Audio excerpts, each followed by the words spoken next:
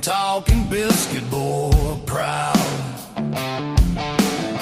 Static crackles like a rattlesnake's tail. Voices rolling like a freight train wheel. Cornbread man, biscuit boy, talking live love and southern joy.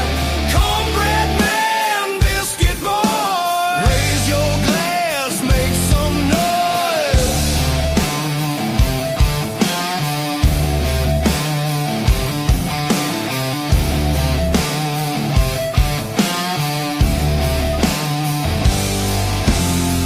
Gravy drips in the southern drawl. Stories thick like the cypress tall.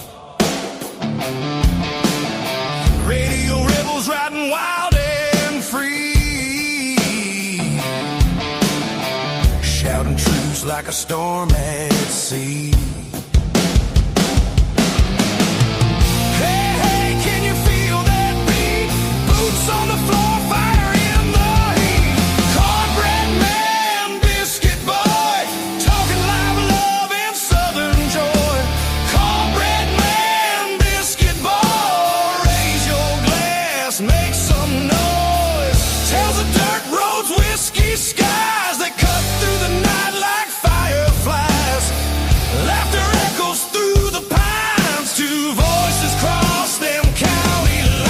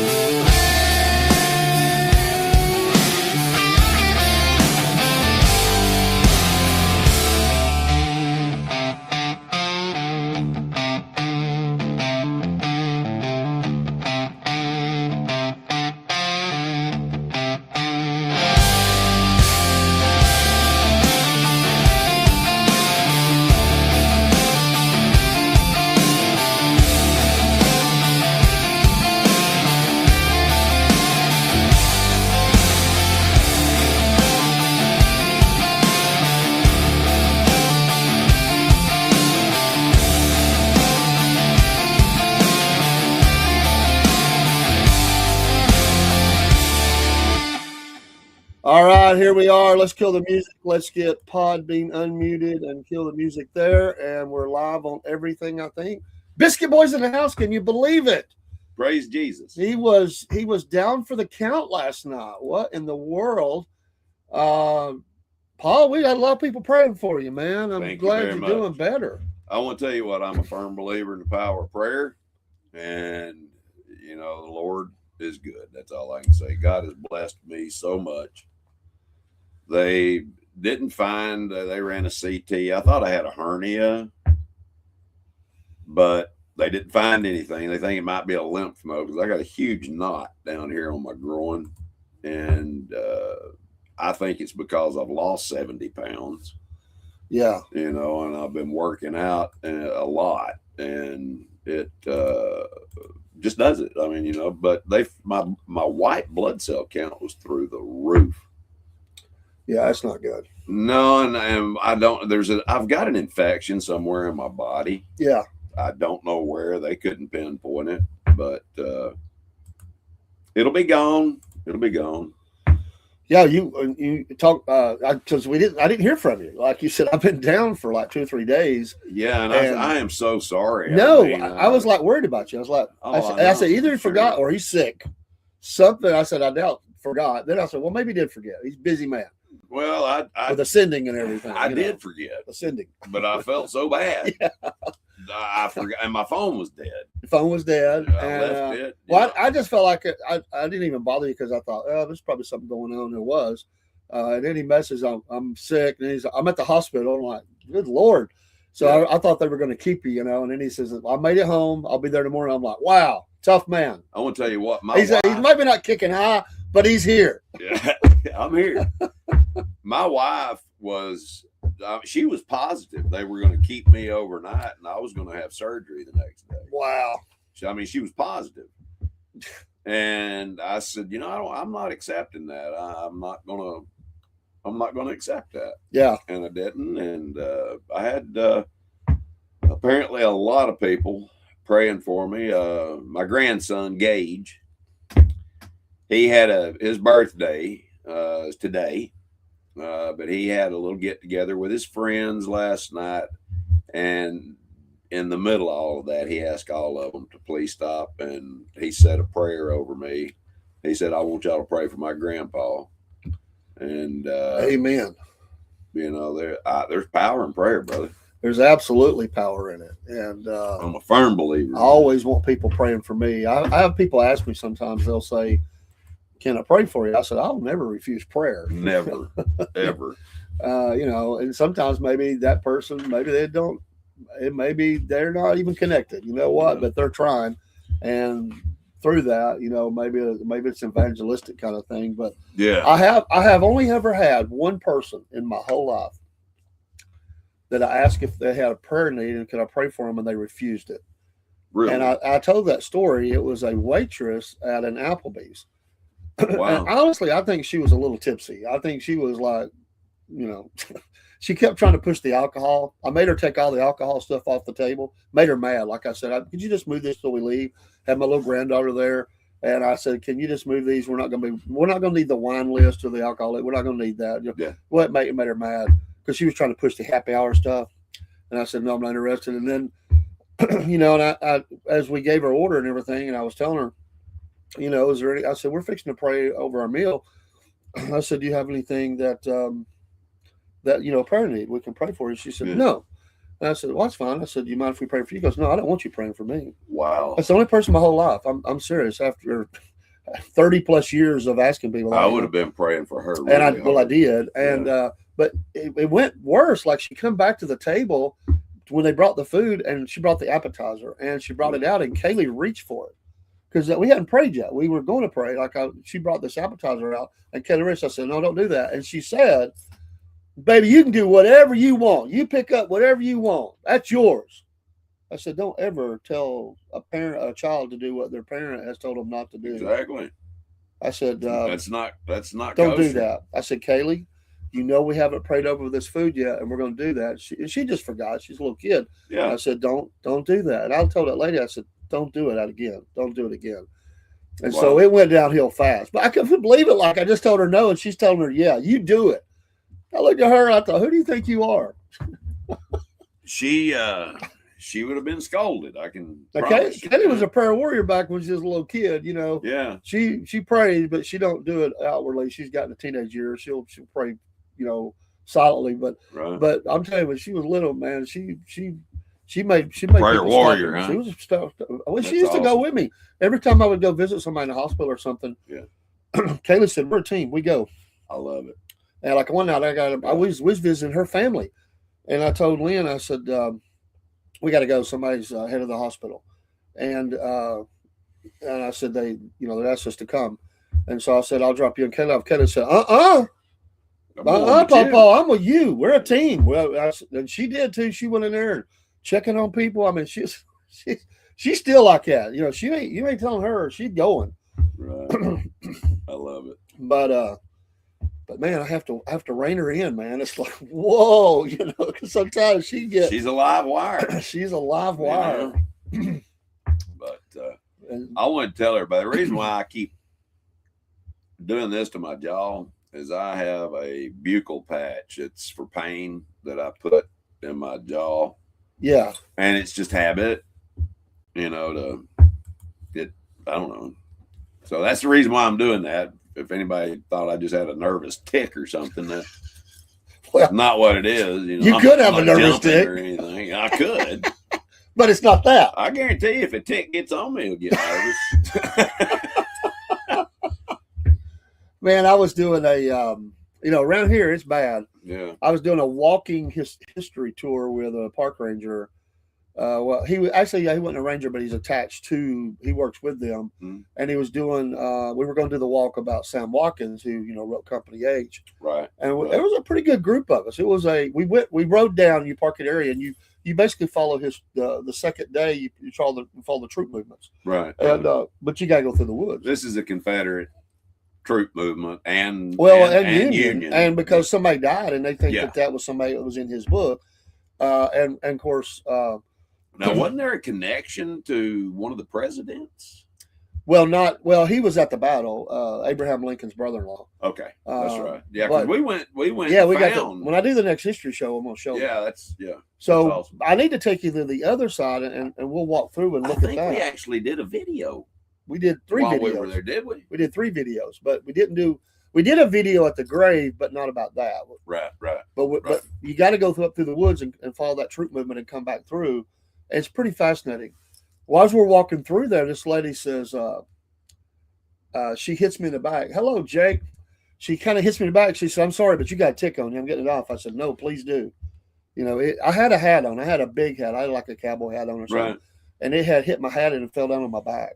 Wow. And she was like, I'm getting it off of you. I said, please do. Any and every one you see.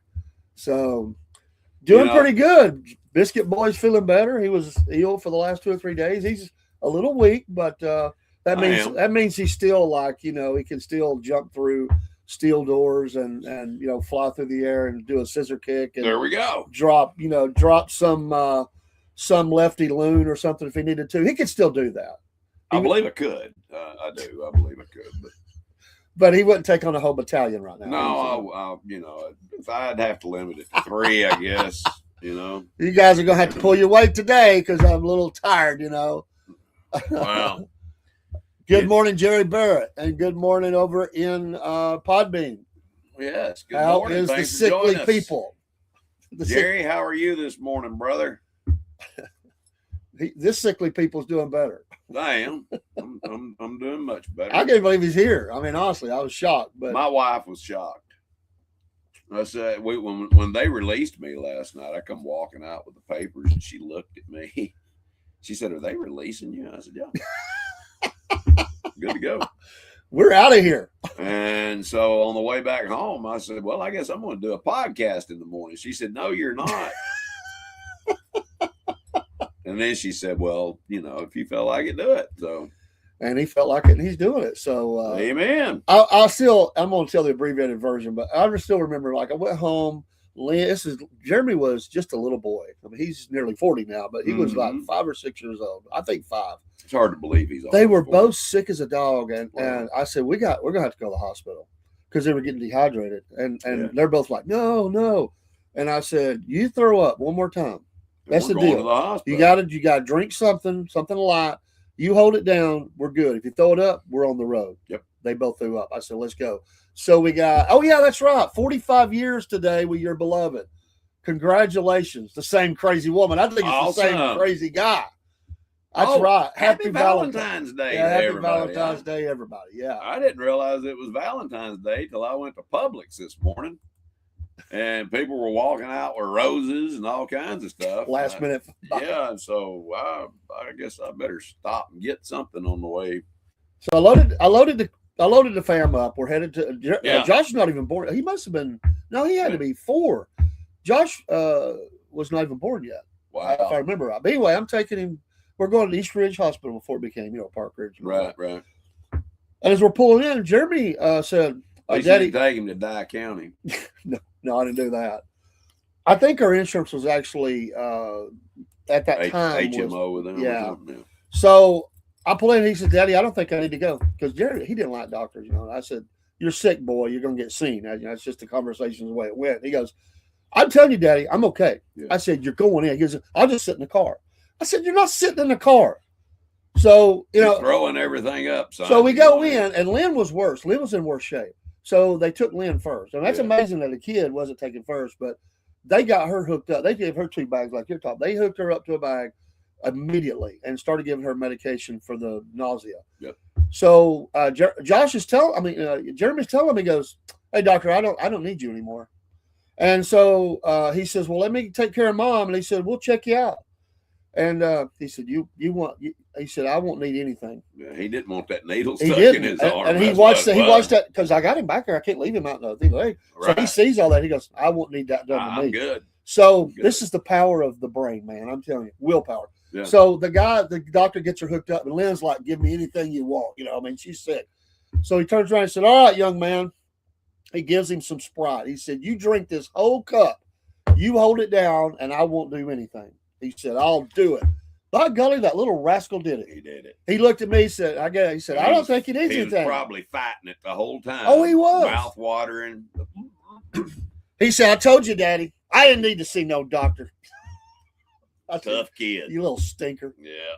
Yeah. But I want to tell you, it's amazing what a couple of bags of saline will do for you. Because I was Pump so you up. weak. I couldn't hardly walk into the emergency room yesterday. Oh yeah. I mean, I was that weak, and I was in a lot of pain. Hadn't had my pain medication, in 3 days. I didn't have anything in my stomach. I didn't drink anything. Everything I drank just come right back up. And they got me the saline, and I was good. Oh, I yeah. mean, I was good to go, and I drank. They wanted me to drink a glass of water, like you said. I wish they'd have gave me Sprite, but they gave me water. And I said, "Drink this and hold it down, and you can go home." So I did. I drank it and held it down. Even ate the ice. But you want to hear something really neat? Our youngest son, Hunter, he called his mom while we were at the hospital. Wanted to know how I was doing. Wanted to know if she needed any dinner or anything like that. She said no. Well, Hunter lives on the ridge there in Chad, at Mission Ridge right there. Or is it Mission Ridge or Missionary Ridge? Missionary Ridge is down here. That's Mission Ridge. Or is it Mission Ridge is down here? Yeah, That's that's Missionary Ridge. Yeah. Anyway, one of them ridges, that's where he and his wife live. They all roll together. Yeah, and it's not far from the hospital. So I told my wife, I pointed and I said, "Look here." And here he come walking in with a bag from Cookout. He'd stopped and got her something to eat. Got me a large water because he knew I couldn't eat anything. And I was just blown away. I mean, I really was, because, Hunter he's 26, 27, somewhere around in there. Yeah. And he's so thoughtful. I mean, so It's awesome. thoughtful. It just blew me away. Really. Look at Jerry. He's so thoughtful. He took care of Valentine's and anniversary all in the same day. All in the same. Hey, I bet it was one gift. that's the way to do it. Get married on a major holiday. Here's Valentine's and anniversary gift. Yeah. What'd you get her, Jerry? And happy birthday. Amp up here. Yeah. What'd you give her? Don't tell me it was a pot to cook in. Yeah. Yeah. Oh, I was listening to, I was taking the trip from Hades. I was taking Kaylee up to Athens yesterday. Traffic was horrible. But I was listening to Sports Talk. I hadn't listened to them in a while. Right. It's on the local channels here.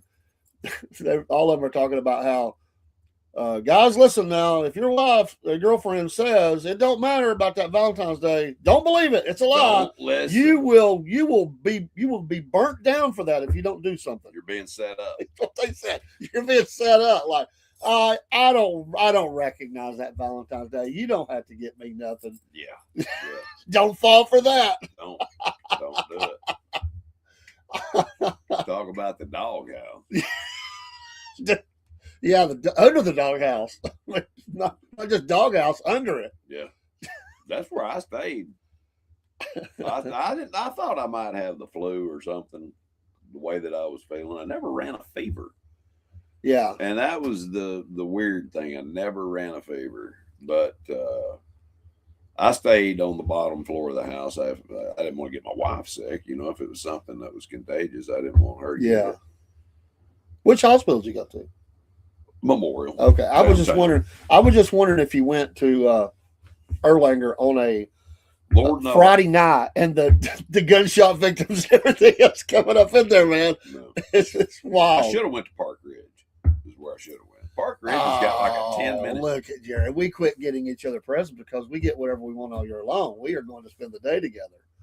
Yeah, Well, that's more. I want to tell you what. Jerry, you're going to pay something today. The day together, you're going to be buying something. Spending time with your loved one, in my opinion, is more important than. Oh, yeah. But Oh yeah. women do like getting some candy and some See, chocolates. the best thing, what was great about my wife was she was always a huge sports fan. So if I said, let's go to the ball game, she's like, yeah, let's go. So it wasn't like, I wouldn't like get, guys be like, can I go to the ball game with the guys? My wife would be like, hey, I'm going. I'm going with you. So she woke up this morning and I went to help her up and she's on her phone. She's watching NASCAR highlights from the race. That's my wife. I mean, she loves sports. She might not be into golf or what else. She tennis. She's not really, but she likes baseball, football, some basketball, and she likes NASCAR. Which you ever do any hunting? What do you ever do? Here we go. We had our honeymoon in room 219 at Stone Mountain. We went back 13 years later, and they were still rebuilding. Wow. Did y'all go through the floor? Sound like you broke the bed. 219. Got a little wild in there. We got a spill in 219. Yeah. It looks like it looks like Clyde from Every Which Way You Can has been in there. Yeah. The chandelier ripped out. Wow. It's a great movie, by the way. Yeah, both of them. Every Which Way You Can, Every Which Way You Can, whatever it was called. I love that. Did I ever tell you? Right turn, Clyde. Did I ever tell you about the hunting story? There was this guy. He got up one morning, got dressed. He's going deer hunting, and he's getting dressed. His wife gets up. She said, "I want to know why you never take me with you." He said, "You never asked. I didn't even know you wanted to hunt with me." She said, "Well, I'd like to go with you." And he said, "That's great." Got her ready, got her a gun and everything, and they hit the road. Got to the hunting site, and he said, "Now I want you to climb up. This is your tree stand. I want you to climb up here. I'm going to be about 300 yards this way. If you see a deer, shoot it, and I'll come running." Well, he didn't even make it to his tree stand, and he heard this bam, bam, bam. So he turned around and went running back.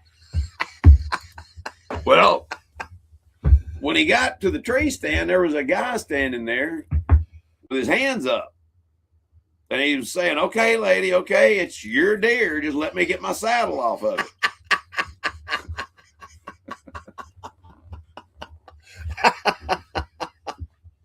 Jerry says, "You know what happens when you turn a preacher loose?" Oh, yeah. Oh, well, they don't call him Pharaoh for nothing. I know what happens when you turn a Just keep preacher's going and grandson loose. Been there. Oh, man.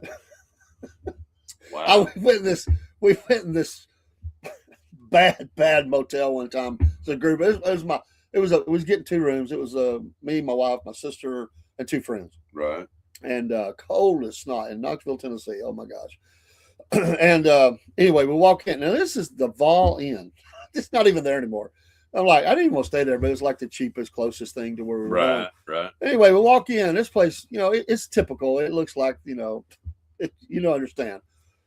So the guy's looking at us, and one of the guys is with me. He had that biker look, Yeah.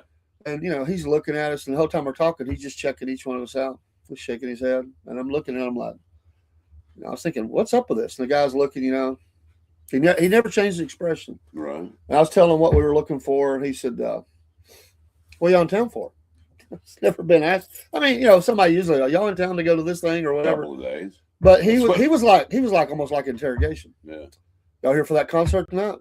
Yes, sir, we are. Matter of fact, he said, "Okay, here's the deal." He got real serious. He said, "You can stay. I'm gonna put you in upstairs on the back side of the motel. I got 2 rooms side by side. He goes, I'm gonna tell you what, if I have one bit of trouble,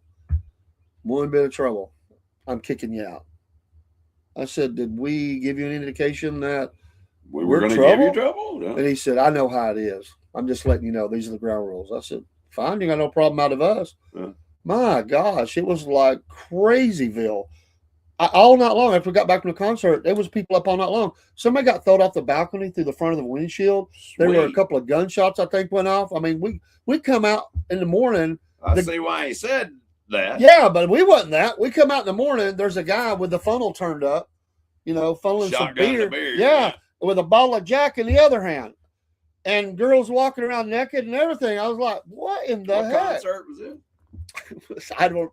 I think that was a Leopard concert in Knoxville, Tennessee at Thompson Bowling.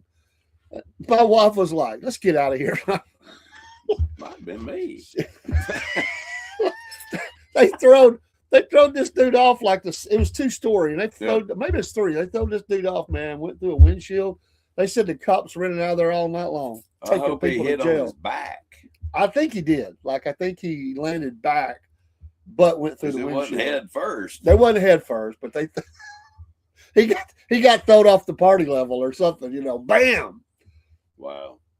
Wow, crazy stuff. I've never been. I've stayed in some rough places, but never nothing like that. Oh, I've stayed in that.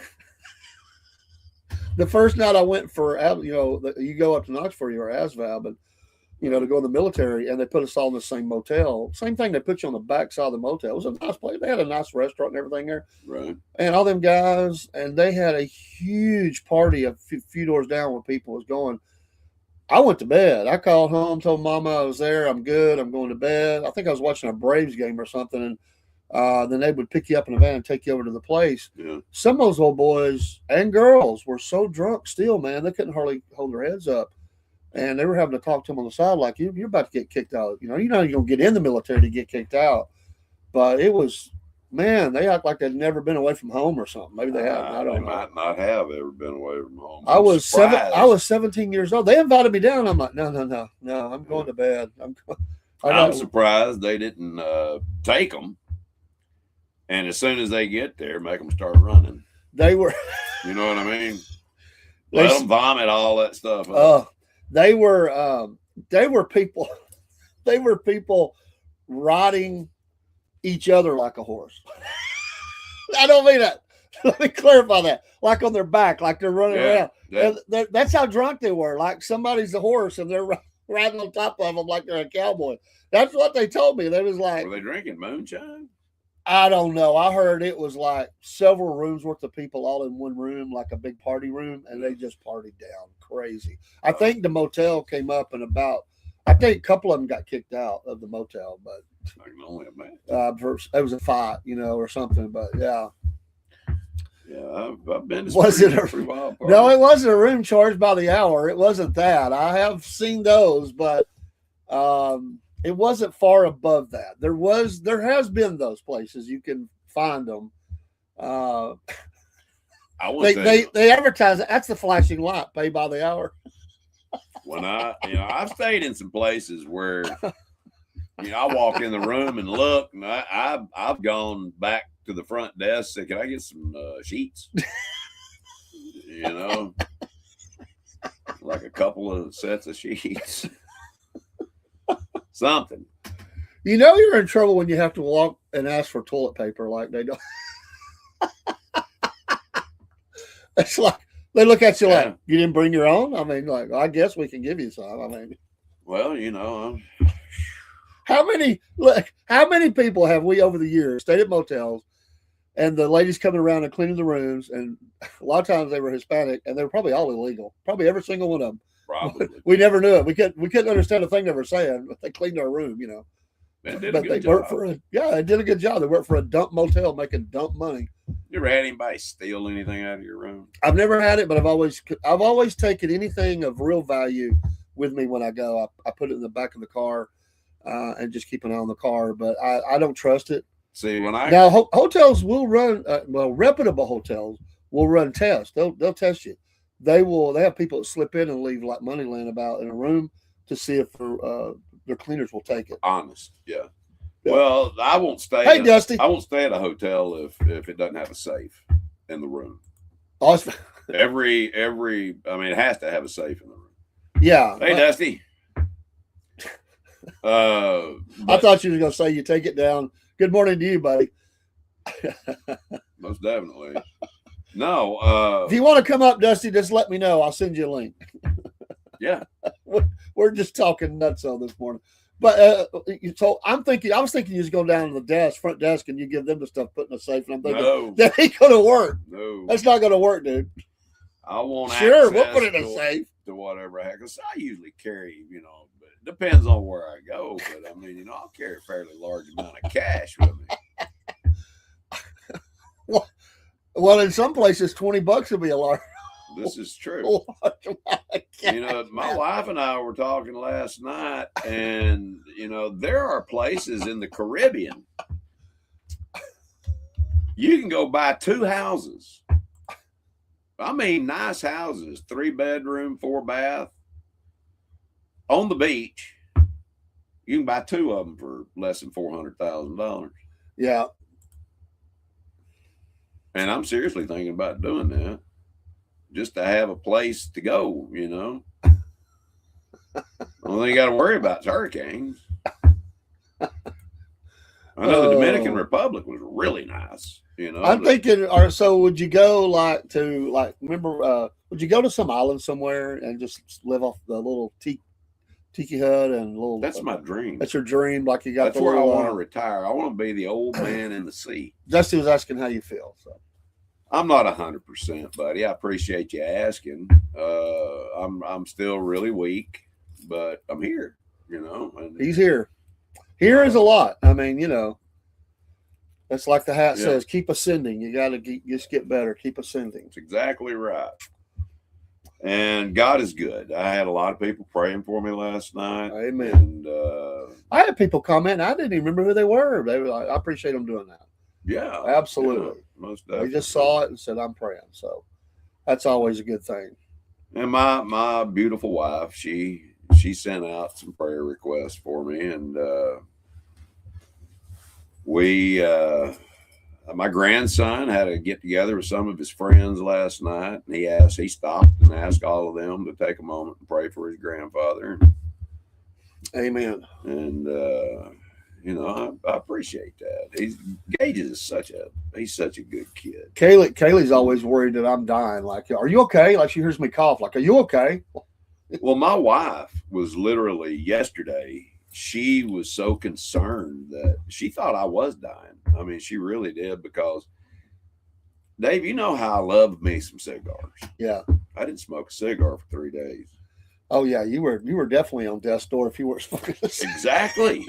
And oh no, he's not smoking a cigar. yeah, and she kept asking me. She would come down. She said, "Can I get you something to eat?" And I said, "Only if you want to see it come back up." Because I've already tried water, and I can't even hold water down.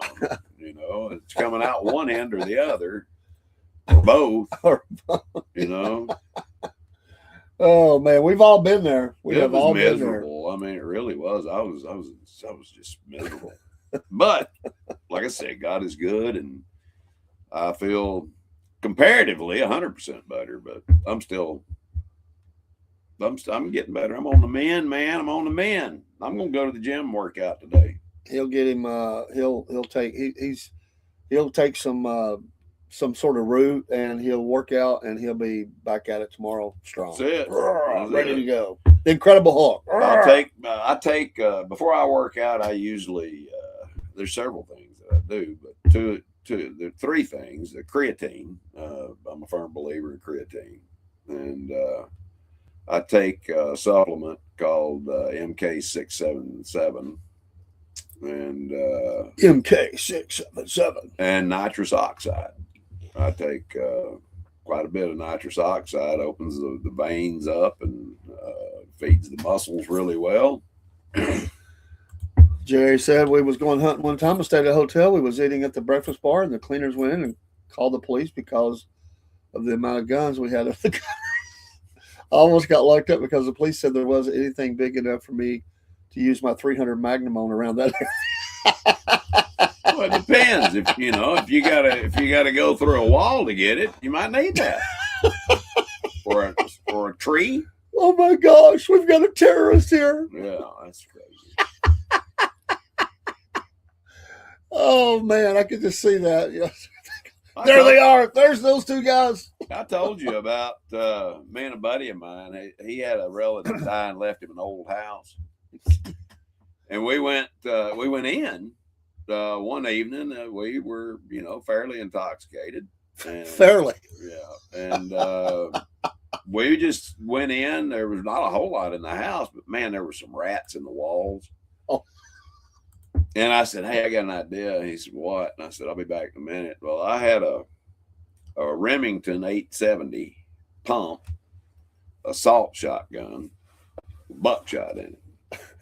I went and got that thing and a couple of boxes of shells, and I also grabbed a pistol. I went walking back in. He said, "What are you doing?" I said, "I thought we'd get rid of some of them rats." He said, "I got the first shot." So I handed him the shotgun. Dude, we just blew the walls up. I don't know how many rats we killed. We were just having fun shooting the walls, Well, it wasn't too long, and the police were at the door, threatening to arrest us for discharging a firearm. And I said, "Hold on a minute. Do you know the law?" He said, "Yeah, you cannot discharge a firearm in the city limits." I said, "Wrong. You can discharge a firearm anywhere as long as you own the property and the projectile never leaves the boundaries of your property. Yeah. It's not against the law." And y'all were shooting walls. They didn't leave the exactly. It didn't go through the brick on the outside. We weren't blowing holes all the way through the house. But anyway, people complained. Yeah. Oh God. Go figure. Our neighbors have got a gunfight. Yeah. Sound like the OK Corral.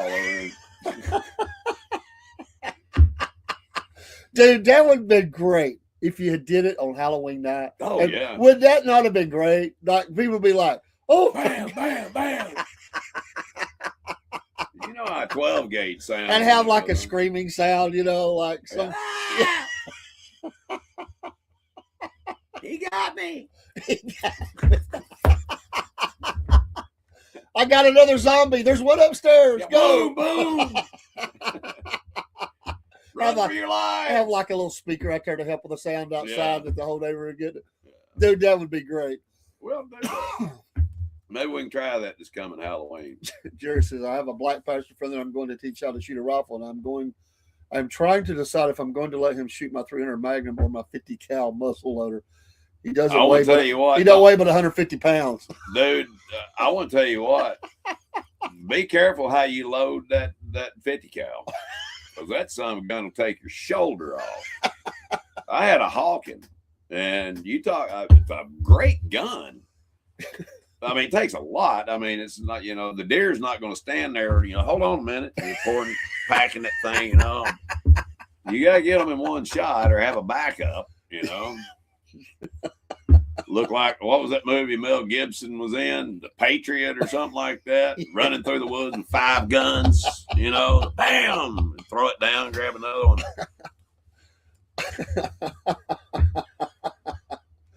Oh, man.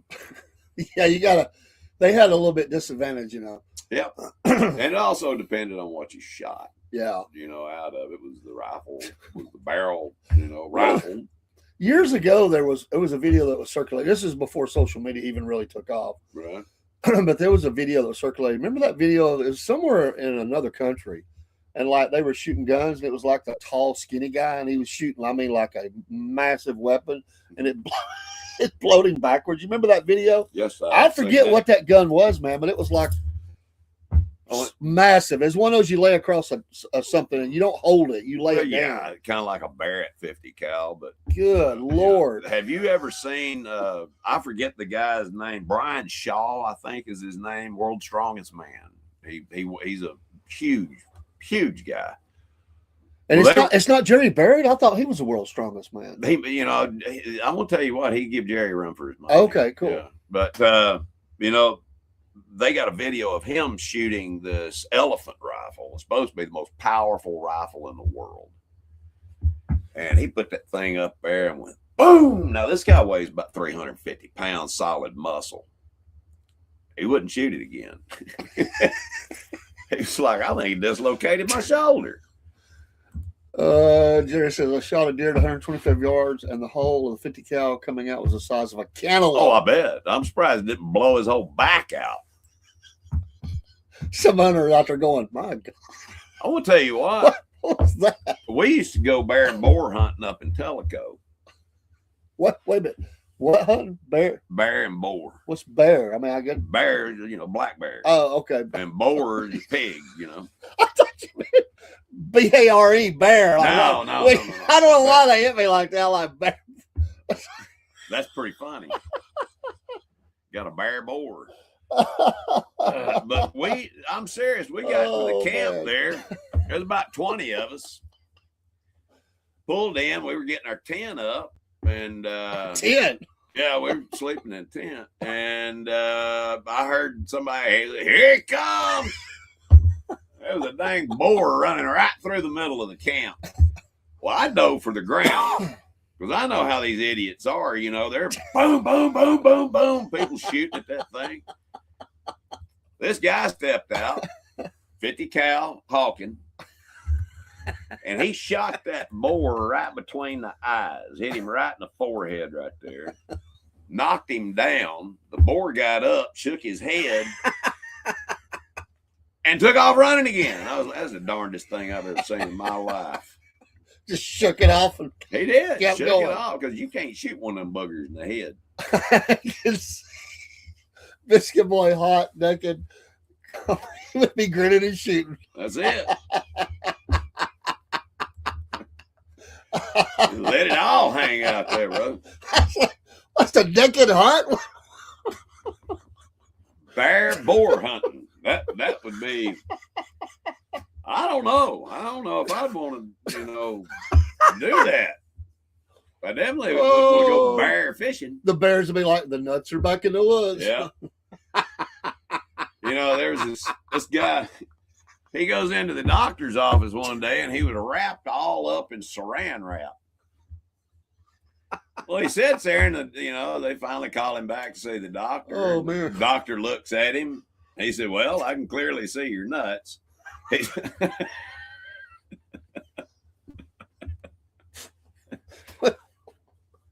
Without a doubt. Yeah, without a doubt. Oh, man. I was at the doctor's office one day. It was packed out. It's back when I'd have my gallbladder surgery. I was at the surgeon's. Oh, bless your heart. Packed place. And there's That a guy almost there. killed my wife. Oh, man. What about kill me? It ruptured. There was a guy there. He must have been 380 pounds. Big dude. He's got his arms crossed and he's just got his head buried down. Yep. And he was snoring so loud. And his wife's just sitting there flipping through the magazine. She's used to it. I mean, when I say he was railing the windows, dude, I mean, and it was like a real quiet, like everybody's trying not to laugh. Yeah. And she just didn't care, but everybody, I mean, he called the name and the guy was like, he went on back. And when he went to the back, the whole waiting room erupted in laughter. Oh, I bet. My wife sleeps with a pillow over her head. Because of you. It's like, She does. We've tried everything. She slept upstairs. She slept on the top floor. I slept on the bottom floor, so we kept a floor between us. And we tried that for a while, and that's not good for a marriage, No. So she bought some earplugs. I'm going to try that. I got a CPAP thing. I ain't wearing it. I mean, you ever wore one of them things? I wear it every night. Do you really? Yeah. You got the whole thing, or I have just the the whole one thing. that goes up your nose? I have the whole thing. See, I had the one that goes up. You just blows air up your nose. Well, dude, if you don't do it right, your lips will be going. That air got to go somewhere. It does. It does. And I hate it. I hate that thing. I couldn't sleep with it. I could not sleep. I had to get with used to it, but once I would never sleep without it. Like my granddaughter has came and woke me up and said, "Papa, put your mask on." I was Right. snoring. Right. But it's I love it, man. I love it. Jerry Barrett, I did wake up in camp one time and looked out the door, and a buck was standing at the back of my truck. I stuck my rifle out the door and shot it and went back to bed. I didn't have to pull it anywhere; just loaded it and went home. Let him bleed out. Dude, that's there. pretty cool, man. Yeah. I think Happy hunting. my favorite kill shot for a deer was actually down in Rock Spring at Shields Lake. You ever been down there? I don't know if I've been to Rock Spring a lot, but I don't think I've ever been to that lake. It's a hunting club. I didn't know there was one there, to be honest. Yeah, I'll take you down there and show it to you. Well, anyway, my ex-father-in-law and a group of guys got together and bought the place. And it's got several lakes on it where you can go fish, and there's hunting ducks, all kinds of good stuff. Well, me and buddy of mine, we got out there early one morning, and I got down. We had scouted it. There was a trail coming off the ridge, and the deer had just been, in single file, coming down through there every morning. So I got down behind this huge fallen oak tree, and the sun wasn't up yet. And he said blew the wax out of his ears. I've listened to your story, but I shouldn't have put that on screen yet. That's hilarious. It killed me. But go ahead. Anyway, so I'm sitting there waiting for the sun to come up, see if any, and this fox squirrel comes running up the tree there barking at me. I mean, and would not go away. And I wanted to hit it or something, but about that time, something flew over my head and almost blew my hat off. I thought it was a pterodactyl, but it was a wild turkey. T-Rex coming through. Yeah, it was a wild turkey been roosting in the tree behind me there, and he just flew out. Got tired of listening to that squirrel, I guess. And so about that time, I hear a noise, and I look, and here they come down through there. About 4 deer deep in the line there was a pretty good sized spike buck. I'd say spike, he's 4-point. But that squirrel starts barking again, it spooks them. And so they're just like roaches when you turn the light on. They're gone. Well, that buck, he turned and started running up the ridge, and all I saw was that white tail doing this. So I had a 30-30, the best brush gun you can have, 30-30, and they're fairly accurate, if you know how to shoot. So I put a bead down. I had no scope. I mean, you don't use a scope in the woods, but anyway, I dropped down on him and followed him, and boom, I hit him to the left side of his butthole about that far because I was aiming at his tail. That was anyway. And it went right up his spine, just dropped him. He started sliding back down the ridge, and I went and gutted him, put him over my shoulders, and carried him back to the truck. Hey, Jerry, you have a blessed day with your bride there. Yes, most definitely. Enjoy the time. And have a blessed church service tomorrow. Yes. Amen. Most definitely. Yeah. There have been people, it happens. They never find the deer.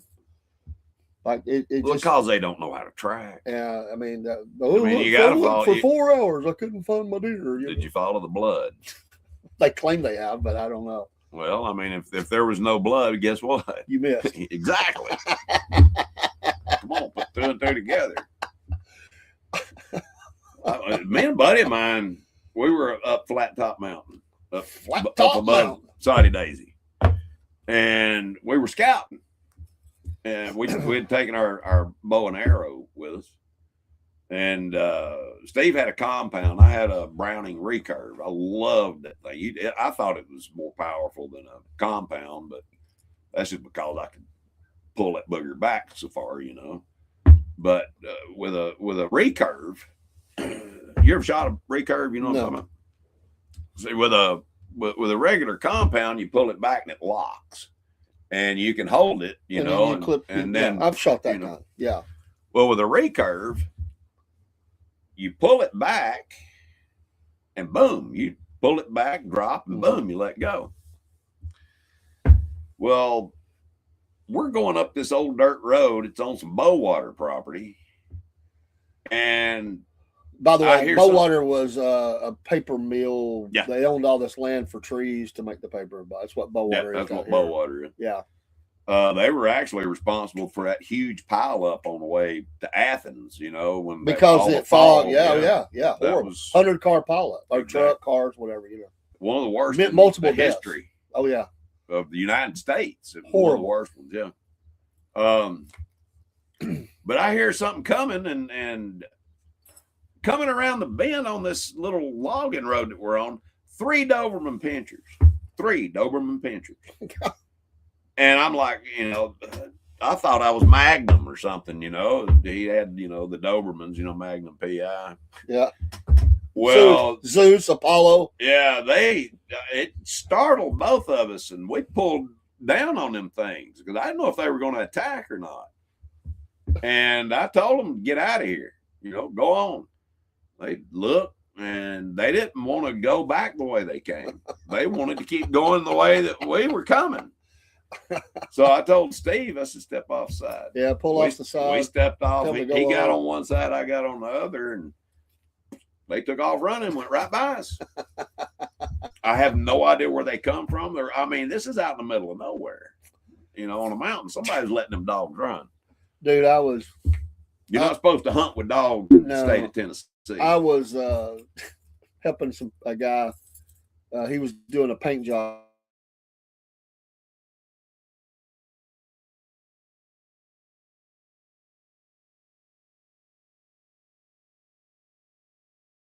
We're doing some sanding back to the original well. You know, not a lost start. We're There, back. We're back. Sometimes the Wi-Fi bounces when it's cold like that, but Right. this was a little cold. But anyway, there was a dog down there. I was up on this window, and I was doing around this windowsill. Yeah. And this dog's barking at me, woof, woof, woof. The whole Wolf. time while you're there. You know, just constantly. Like And there's I said- more on next door over here. And I said, "Get out of here!" And he barked again and took off. So I'm like, I'm working. Well, them idiots, I didn't know it. My friends, my so-called friends, Yeah. heard that. They called the dog in, had him come upstairs, and I hear something behind me. Because It's the dog. it's the dog. He's quiet. I hear something. I'm like, what was that? I turned around. I'm up on this ladder, a dude. Doberman or a pit bull. He wasn't either one of those, but he was a big dog. I turned around, man. I about fell off that ladder. Bet. Like it was almost like the dog, because I was like, "Get out of here! I'll whoop your tail." You know, I was just giving him a hard time and getting him to go on. And it was like all of a sudden I'm sitting, he's staring at me, and I heard him laughing. I bet. I said, "Get that dog out of here!"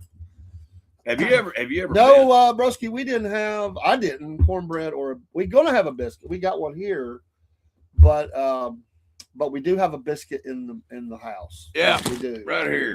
There is a Jack's biscuit in the house. Biscuits. We just went on the air before. We're gonna come off here in a few minutes, and we're We gonna have will us a biscuit. partake. We will have us a biscuit Hopefully. My tummy can take it. if your tummy can take it. A little tummy will do ya. Should. But anyway, have you ever been up a 30-foot ladder? Not 30, not that far. First time I ever got on a 30-foot ladder, I was toting shingles up to the top of dropping them off on the roof. Well, I was a fairly strong guy, and I had a couple of bundles over my shoulder, and I get up there to the top, and that ladder is just shaking like crazy. And I told Zach, the guy that owned the company there, I said, dude, you're going to have to get another ladder. This thing, I feel like I'm going to fall. This thing's shaking so bad. He said, look down. I looked down. My knees were doing this. That's the reason why it was me causing the ladder to shake. Yeah. I didn't even think about that, but yeah. I was it was a 20. And I'm not good with heights. I was helping this same painter, and I was just supposed to be going up and caulking some stuff, you know. And I couldn't do it, man. I just had because I didn't even think the ladder was that good, honestly. And it was just not a good thing. But I'm like, I'm good up to like 10, 15 feet maybe. You start getting over that, it gets a little iffy for me, man. Right. We were remodeling this house over North Chattanooga. You know, it was an older house. We actually added an upstairs to it and put dormers and all kinds of different things in. But on the outside, we put cedar shake. It's concrete, pretty much. It's formed to look like cedar. Well, I was putting the last piece up, and it was right at the corner of the house, and I'm on one of them 15-foot step ladders. Well, like a dummy, I get on the very top, you know, and I'm reaching with a nail gun, and there goes the ladder, and I fall all the way, and I know it broke my arm, but I didn't go to the doctor. So it took me about 3 months for my arm to heal. Wow. And it still bothers me. Well, sure. Sometimes because it never did have it set right. Oh, another thing, you know, I've had my back fused, right? L4, L5, and S1. Well, guess what? L3, when they did the CT on me last night, is broken. Oh, wow. And I know when it happened. About the second or third time we hooked our camper up, this is right after, you know, we got it, when Jody retired, I was putting the anti-sway bars on, and one of them was not going up, you know, onto the lip so that I could clip it in. And so I just manned up on that thing. And when I did, I felt a pop. And I remember you telling me about that, I think. Sounded like a shotgun going off. My wife heard it on the other side of the camper. I'll put it that way. Oh, man. And I hit the ground. And I thought I was going to be paralyzed. I didn't think I was going to be able to get up. Wow. But I did. I got up, and, you know, my back was hurting, but I'm used to pain. But I didn't think it had broke anything. And I ended up having an MRI, and they said, you know, your L3's broken? I said, I kind of figured something was, you know. But like you can still see it. It's like those guys working out. They're putting the max push on, you know, and they blow their shoulder out or their back or something, you know. I've dislocated my shoulder lifting. Yeah. But, I mean, because I used to ride bulls, you know, my shoulder's been jerked out of socket. I don't know how many times. What was the meanest bull you rode? You remember the name? They all have names. I do remember, and I mean, it sounds like it's going to be made up, but El Diablo was the name of the Brahma bull. That was his name. We came out of the chute, and I bet you he was 10 feet off the ground. I mean, right out the chute, and he started spinning. I stayed on him for 8 seconds, but he started spinning. When I let go, it threw me all the way up against the fence.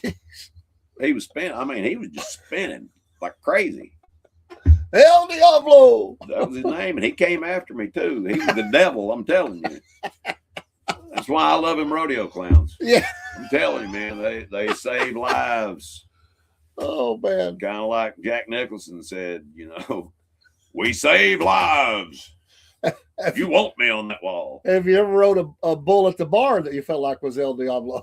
Hey, I want to tell you what. You want to hear something hilarious? They used to have a mechanical bull at Paul Gray's. They did. At the Play Lake Club. Well, you know, I could ride one of them. Nobody could throw me off of a mechanical bull. Well, I told somebody that was with me that night, and I didn't think about it. I had on dress pants. Polyester and leather don't, or whatever, you know, it's kind of like, you know, did you ever see the movie Vacation or Christmas Vacation or whatever, when he puts that stuff on the bottom of the sled and boom, you know, that's the way I felt. I knew when I got on that thing it was a bad idea. But the guy that was running it had never been able to throw me off, and he started that thing off hard, and I didn't even hit. I went over the wall. I landed on the floor on the other side, not on the sponge. He's like, yeah, I got him. Yeah, he got me. He looked at me and pointed and started laughing. Oh, God. Usually it's a bunch of drunks that are really drunk, and they don't have to go that fast with them. Oh, no. And they're flying and flipping off of it. Dude, there were some girls that would get on there and do like a pole dance on that thing. I mean, it was crazy. That's why they all gather around to watch. Yeah. Sure enough. I've never been on one. I just didn't. They're a lot of fun. Well, I didn't trust the people doing it, man. Some people want to hurt you. They try to hurt you, man. They don't care. especially if they can throw you off. I'm like a spider. Yeah, they'll do. You could throw me off, and it's because I grew up breaking horses and training horses, and I don't know how many times I've ridden a horse to the ground. And you talk about breaking a horse's spirit. When he goes to the ground and then gets back up and he's still on his back, you're like, well, maybe he ain't going nowhere. Oh man. That's a rough hit, man. You're already up in the air anyway, and to get flipped off of something like that over the head or whatever, man, that's gonna be a hard hit. I want to tell you, I've looked like somebody took a rag doll and threw it before. Just flying through there. I got a lot of respect for rodeo people, man. I mean, that's hardcore, especially those that are riding the horses and the bulls. Tell you, back when I did it, all we had was a cowboy hat and a pearl snap shirt. That was it. We didn't have all these helmets and shoulder pads. Them guys look like they're getting ready to play football. Shirt. Yeah, I forgot all about them. Yeah, them guys. I had one of them one time. They look like they're going to play football. Lots of crashing and falling. Oh yeah, there's that. Yep. And then even if you ride it out, you got to get off, and that's not easy either because they're still going. The dismount there, you got to practice that. And how do you practice a dismount off a bull? Trial and error, buddy. That's just the way it works. Sometimes with the horse, they're able to get up beside and grab them off, but they don't do the bull like that too much. The bull, you're just going to the ground. No, a bronc. Now you're right. They've got rescue riders that'll come up. And you can just grab a hold and go off. But no, they ain't gonna get a whole horse out there with a bull. I don't see them bring another bull out. Yeah, grabbing y'all like that Brahma bull I told you I rode down Mississippi. I didn't even have a bridle on that thing. They said I look like Mongo come riding up on this Brahma bull. Some of the idiots of the world are those people that run the bulls, Yep. My God. I'm gonna tell you, they're steering people and throwing them, slinging them, and everybody's cheering. It's like, dude, I am not getting in front of something that has something like that on it anymore. in my prime, I'd have probably done it. If you're one of them that slips, trips, or whatever, you better. It's coming. Dude, I have seen people get the anal gorge. Dude, oh man, that's scary. One of them looked like his antler, or his horn disappeared about that far. That's a bad day. Yeah, I'm telling you. Run the bulls. Yeah, get you some of that. That bull's horn was stained, I guarantee you. Cold brown. I don't know why they celebrate that. I've heard it before. I don't remember why, but it's a running with the bulls. Running with the bulls, yeah. It's right before the bullfights. Or they stick them and kill them. I'd be a spectator. I'm not getting down on the. You ever been to a bullfight? No, I don't even. I never. You can't do it in the United States. That's what I was fixing to say. Spain, is where it started. But the bullfighters, the real bullfighters, carry swords, and when the bull goes by, they'll stick a sword in him. Yeah. And I've seen some of them bulls take up to 9 swords. Jeez. Yeah. Yeah, PETA would. I don't think PETA would ever. They would freak the blank out. They would. They'd be flopping on the ground. Oh my gosh! Look what they just killed them. Yep, we're having steak tonight, baby. Their heads would explode. There's no doubt. They would. I think all of them vegetarians or something. There'd be people out crying. Oh my God! The world's coming to an end. What happened? Vegetarian's an old Indian word. Okay. You know what it means? No. Bad hunter. That's what they called the vegetarian back then. I deal with this type of mentality all the time as security for a big box store. Yeah. There's those people that come up. The store is closed. Hey, Doc the Butcher, I love the name.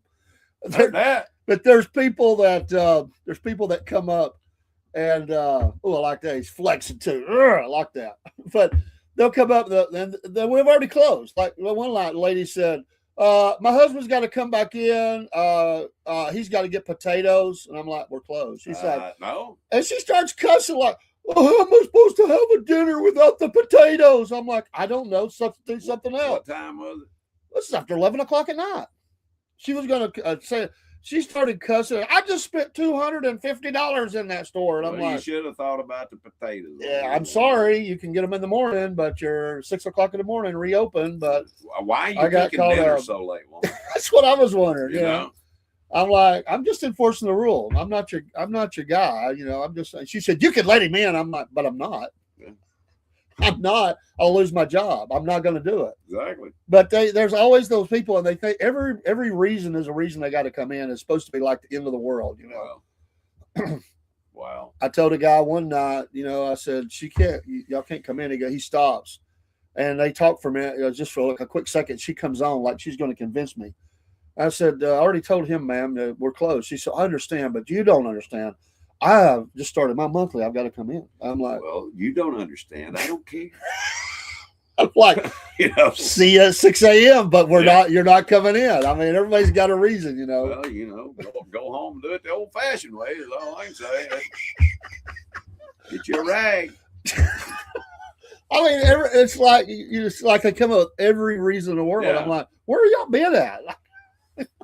All day long. Why do you wait so long? This store's been open, hours and hours and hours, It's every Saturday night that I work. Every Saturday night, it happens. There's somebody wants to come in at closing. Have you ever noticed any difference during a full moon? I have seen that. I mean, I've been in hospitals before for a full moon. Yeah. Not that I wanted to be. I was sick, and I watched the crazy. I mean, my gosh. If you want to have fun on a Saturday night, if it's full moon, go down to Erlanger and just sit there. Dude, it don't even have to be a full moon. Are you kidding me? Well, it's true. I've been there at 4 o'clock on a Wednesday afternoon, and man, the whole lobby's full of people that cray, gang members, people that's been gunshot wounds, everything, stabbings, all that. But I can imagine a full moon Friday night there. It's crazy, and they're so jaded to it. They'll just be like, "Well, be where we want to get to you," Yeah. When I was in military school, I hit a guy through a plate glass window. Almost cut my hand off. I still, bam. It's up here, and anyway. So I went into shock, and all I could say was SH blankety blank. And I sat down, blood just squirting and going everywhere. My roommate hollered at one of the guys and said, he needs something to soak this blood up. Guy comes out with 2 paper towels. Here you go. And I'm like, dude, are you stupid? I mean, my wrist is literally hanging there. And every time my heart beats, blood squirting everywhere. It's a couple of tissues. Well, I had to go 30 miles to a hospital in Kosciuszko, Mississippi. And that sounds like it's out in the middle of nowhere. The dean of students it's on right off the Natchez Trace. The dean of students there drove me, and they had just put a new 427, I believe, in this Chrysler. What's the big old Chrysler that they used to have? Wait a minute, I got to actually catch this. Can't think the name of it. He said, I got the name. The name given back in '84 in short. In a tournament, I beat a yellow tiger in a fight. Another yellow tiger said, you butchered him like a butcher chops beef. From that came Doc now, the dude, Butcher. That's cool. Yep, that is. I love yellow tiger. That's pretty awesome. How'd you beat him? What was your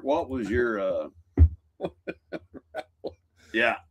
And I tell you what, he was running 140 down the Natchez Trace. Got me. I soaked up 5 bath towels. Oh man, full of blood.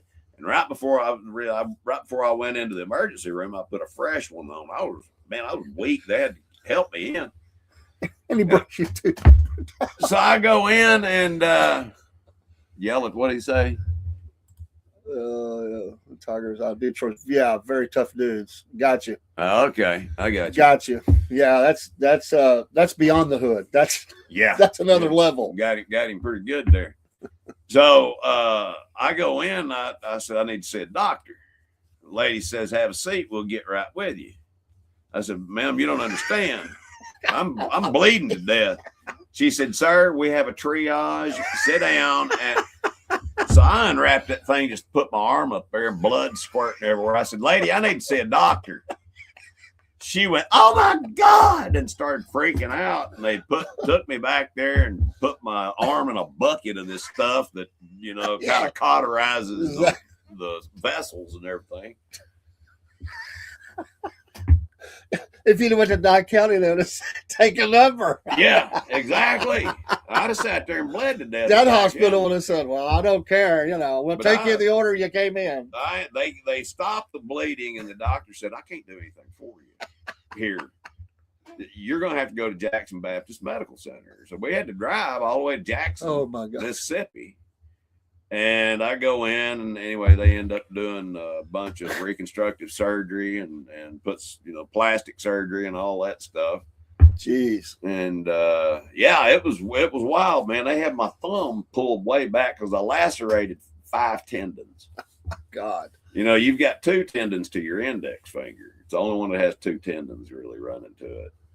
And after I got my cast off and everything, doctor said you can, resume regular activities. First thing I did was went to the gym, broke this tendon to my thumb. Oh man! And it just went flat. So they had to go in, take a piece of tendon out of my index finger and put it in there in my thumb.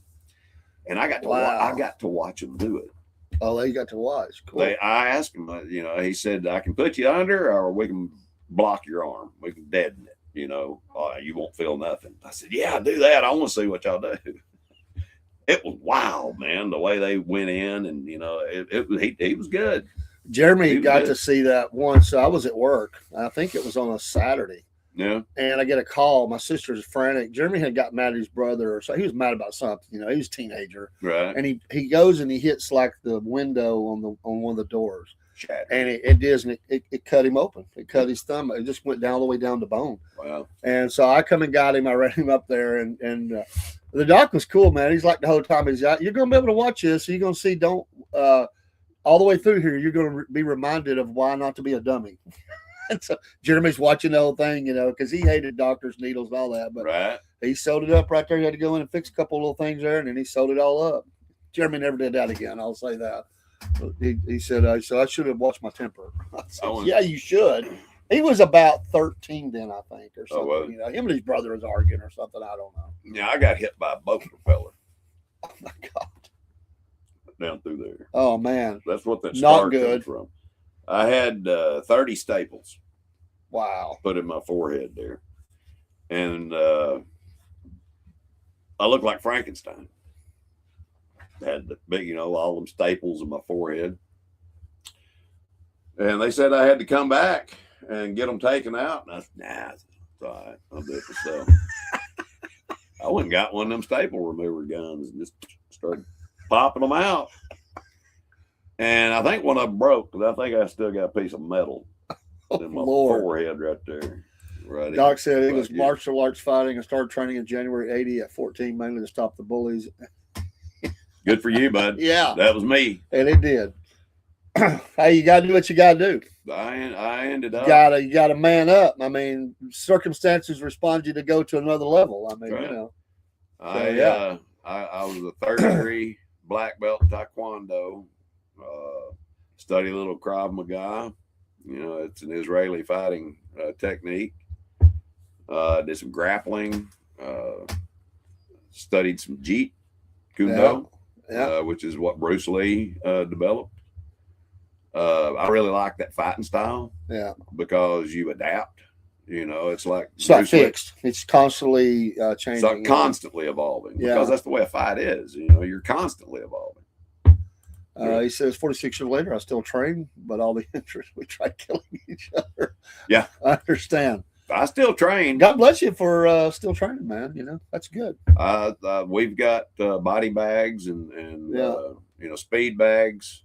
I still Still I rocking. can't kick quite as high as I used to, but I can do a spinning mule kick on you. And, Did you ever do the wax on, wax off? Was that part of your training? no, there was no wax on, wax off. I didn't study for Mr. Miyagi. Do you remember Master Chu? Chu's Taekwondo studio. It used to be in Hickson. Probably not, because I never used to go to Hickson that much. Back in the day. I went in because I wanted him to train me. I was 19 years old, and I had been studying, since I was 13. Yeah. And I was really good. I was considered a black belt at that time. And he put me up against his black belt. I hurt the guy. Oh, man. And Master Chu stopped me, and he took me to his office. He said, "I can't train you." Wow. And I said, "Why?" He said, "Because you're too violent."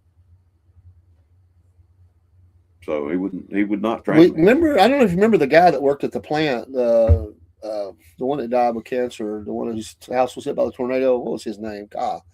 Henry. No, I don't think it was Henry. His brother trained him. The brother trained with Bruce Lee back in the day. His brother's a lot older than him. I saw him in action once, just playing with guys at work. Yeah. The speed at which he could move. Those slow old country rednecks, they didn't stand a chance, man. No. This guy, I mean, he was mid to late 40s at the time, and they were all in a circle, and he done some spinning kicks and stuff. They didn't even have a chance to move. He would have hit every one of their faces with a kick before they even had a chance to move. That's how fast. He was like a blur. He wasn't that big of a guy, but he was really strong for his size and fast, man. I mean, you take amazing. Somebody's legs out from under them, you can do pretty well. Oh, yeah. I know James DeMille. He was one of Lee's first original students. And I learned a better version of Wing Chun. I trained at Tang Soo Do, which is related to Taekwondo. Yes, it is. Yeah. My profile picture is me in '88. That arm is very real. I'm impressed, man. That's cool. Let me see. I don't look right here. Look right here. Yep. Yeah. Yep. I used to have 20-inch pythons, man. They were. You can probably still see it through there. It pops up. Yeah, he's got some girth there. Got some guns. Some guns. That's what my wife says. Sun's out, guns out. I like it, but yeah, it's it's I think you're always changing. I mean, because these things are you want to be adaptable because people have different fighting styles or how they're going to fight or whatever. But I mean, Dave, if you know the art of fighting, I mean, most people who don't, they think that they're really and they are strong and they may have a lot of power in their punch, but they don't know how to fight.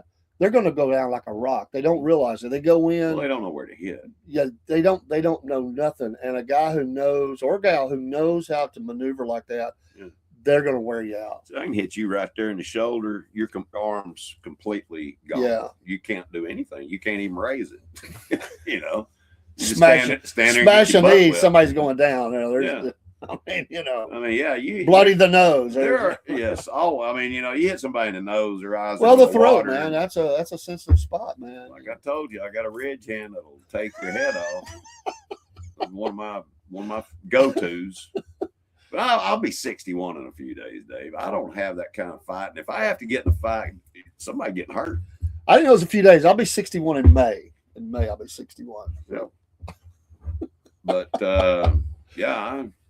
I love to fight. I love it. Those videos where these idiots will jump a guy that knows how to fight, like he's a trainer, teacher, or whatever, and just wears them out. Like he just wears them out. Yeah. They don't know what they're doing. They go in like the Rocky move or something.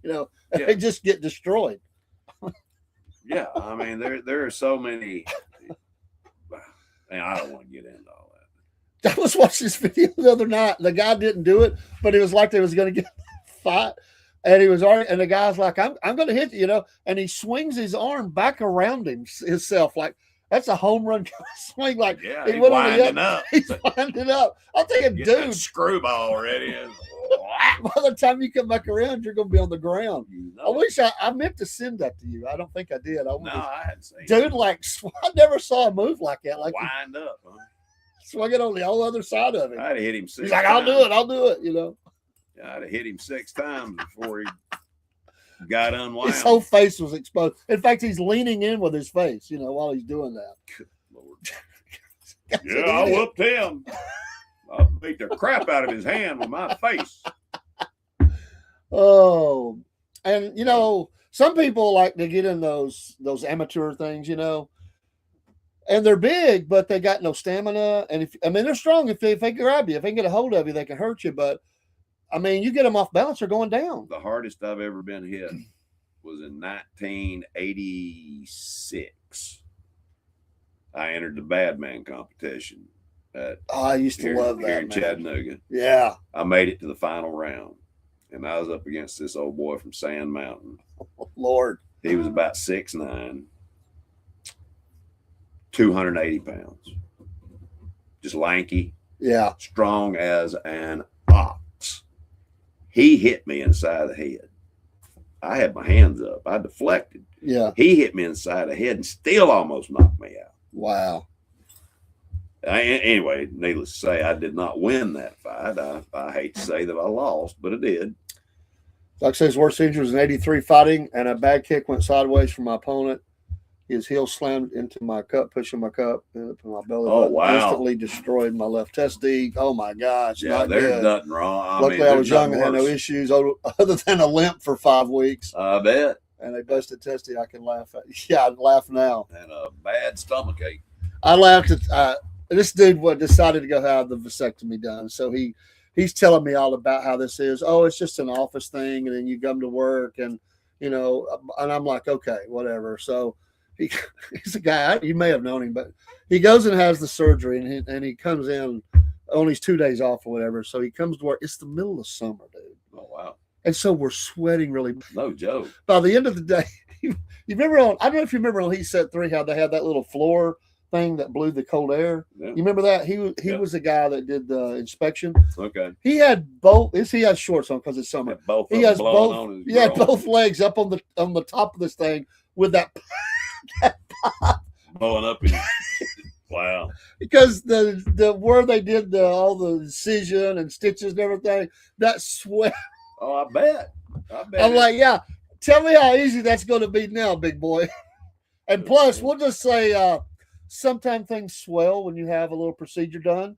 And apparently he had a lot of swelling going on too. Yeah. Good morning, Tom Sawyer. 555. Did I say that I right? love that name, Tom Sawyer. Yeah, great song. Good morning, Yeah, y'all. it is. Love me God some bless Rush. you. Y'all are blessing this morning. Neil Peart was the man. On the Neil drums, Peart I'm was the telling man. I'm glad they're hitting the road. I'd love to go see him, even though he's not there. you. Yeah. I do like He a lot will of be Rush missed. songs. But Yeah, welcome. Geddy Lee he's a heck of a bassist and You know, songwriter. he's not a singer, but I can appreciate his singing. But I just like the sound, the music, man. Oh yeah, they were I a just great like three that. piece.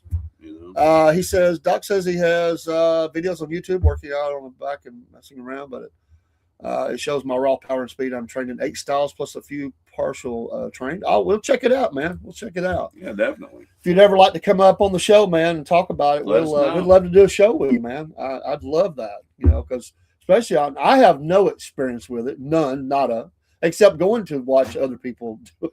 Right. But Paul right. has, and we talk about it, man. I'm a good listener. I used to love to fight, and I'm not exaggerating. I've been in well over 500 fights, well over. Yeah. And I would say that I've lost about 15 times. Not a bad. And record. you're one of them guys that enjoys a little bit of the pain, right? I do. There's nothing. I mean, you talk about It's an adrenaline. adrenaline. Yeah, it's rush, adrenaline rush. and I'm man. an adrenaline junkie. You just know. eat it up, man. Just keep coming. But yeah, I miss those days. I really do. Even though it was stupid. I used to go out and fight just to fight. Yeah. And there are people who do that, man. Mike Tyson was like that. He come from a rough place, man.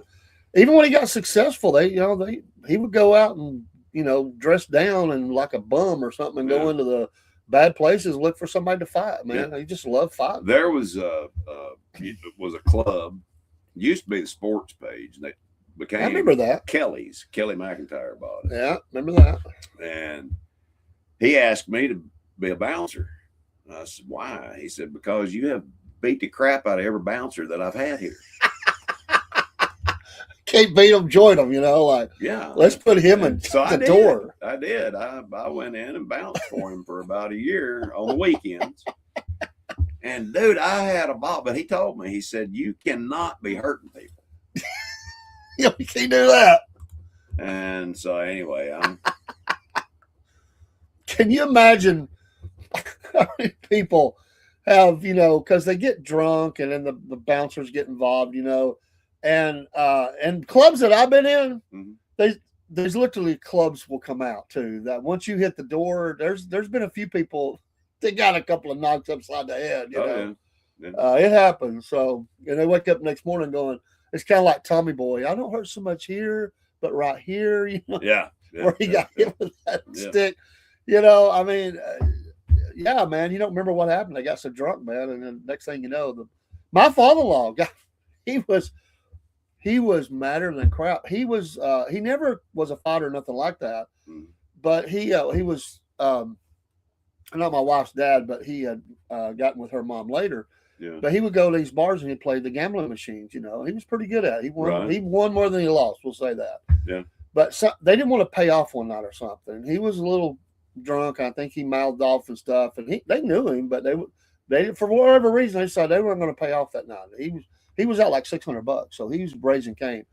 So they threw him out of the club. They threw him out of the club. Well, one of them whacks him across. I mean, he had black eyes. I mean, he was hurt. Like they whacked him across the back of the head. And he has a gun in his trunk. He left it in the car in the trunk. And the owner, this is the bouncers did it. And the owner comes out, he's trying to help him. Like, I'm sorry, you just can't be causing trouble. He's like, and he don't know it. He's trying to help him get in his car, which he should have been getting him a cab, but to get in his car to go home. Well, he said, I got to get in my trunk.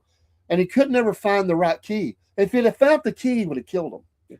And he told me the next day, I mean, he looked like he got hit by a Mack truck. He said, it's God, the hand of God. God's blessing. He said, that I did not get that trunk open. He said, I was going to kill every one of them because they hit me. I mean, it hurt him, man. I mean, he was messed up. Yeah. I saw the injuries.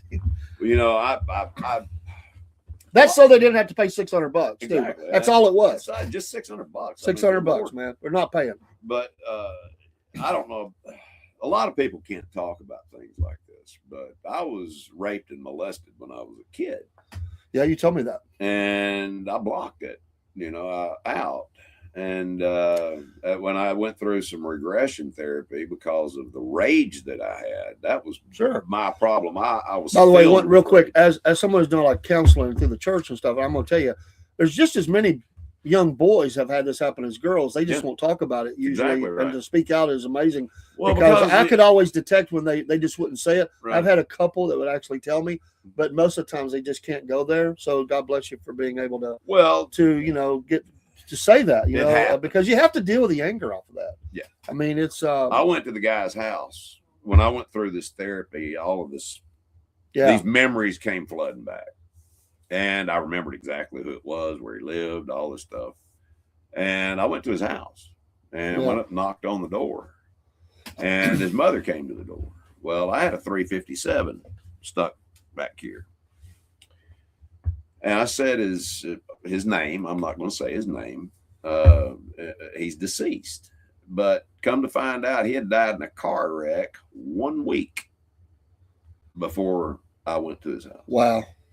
If he had opened that door, I'd have shot him right between the eyes and never thought twice about it. Yeah. That was God's protection, I believe, over me. And I can look back through and see how God's hand has been in my life. He has spared me so many times. And I think he just got tired of it. And he said, listen, you're coming to live for me. Period. And he did. He put you in my life, number one. And then he put my wife. And, Amen. The two of you are and my grandfather, majorly responsible for helping me find Jesus. Amen. I'm forever grateful. There's been a couple of guys that have told me, and their wives didn't even know. They said, I just can't. But they finally said, this is what happened. But because, their lives are falling apart, man. That's what happens is that you have to deal with it. And they don't. And that's that cry for help as they finally get in there. And I said, well, it hurts. It's hard, but you gotta get through that. You got to deal with it because you've pushed it back so long and so deep, it's coming out, man. It's messing you up. Yep. So, they're getting into addictions. They're having problems in their marriage. They're not doing well at work. And it goes, you peel that onion all the way back, it goes back to childhood abuse. And it happened more than anybody ever even realized. I was a full-blown alcoholic in the 9th grade. Yeah. Literally, I was a full-blown alcoholic. See, that's what I used. I don't know that I was or was not, but I can tell you that one time my mom always suspected that, they used to go out as couples, and I was left with an uncle who wasn't going or something, but they decided to go on. And they said when my aunt divorced him, and I saw the son he has, I saw the crazy that he's been his whole life. I think he abused his own son. Wow. And my mom said that something was different about me when she got back there. And I've always thought about it. But if I've blocked it or I don't know, man. To this day, I don't know. But I don't feel like I don't know what happened. But my mom said I would never go around the guy again. Well, I want to tell you. So I don't know. I could have only been maybe 4 or 5 years old. Back in those days, they didn't think about that stuff. They just left you. It's family. And you just don't know. You don't know, and sometimes that's going to come back. So maybe I went to Greenleaf. Used to be in Fort Oglethorpe. Yeah, it's a police station now, I believe. Or it used to be. But after I got out, they had me follow up with a psychologist. Sure. And this guy knew my whole story. Sitting there in his office, the guy makes a pass at me. God, that's not good. Well, when I walked out, he was laying on the floor unconscious. Yeah. And I never went back again. But I mean, There's so much abuse out you there, do that to somebody. I mean, back when I was 20 years old, I was about 250 pounds of solid muscle, and I mean, I could kick the ceiling just about. I was very agile and extremely strong. And the guy was stupid. Yeah. That's all I can say. He was stupid. He deserved what he got.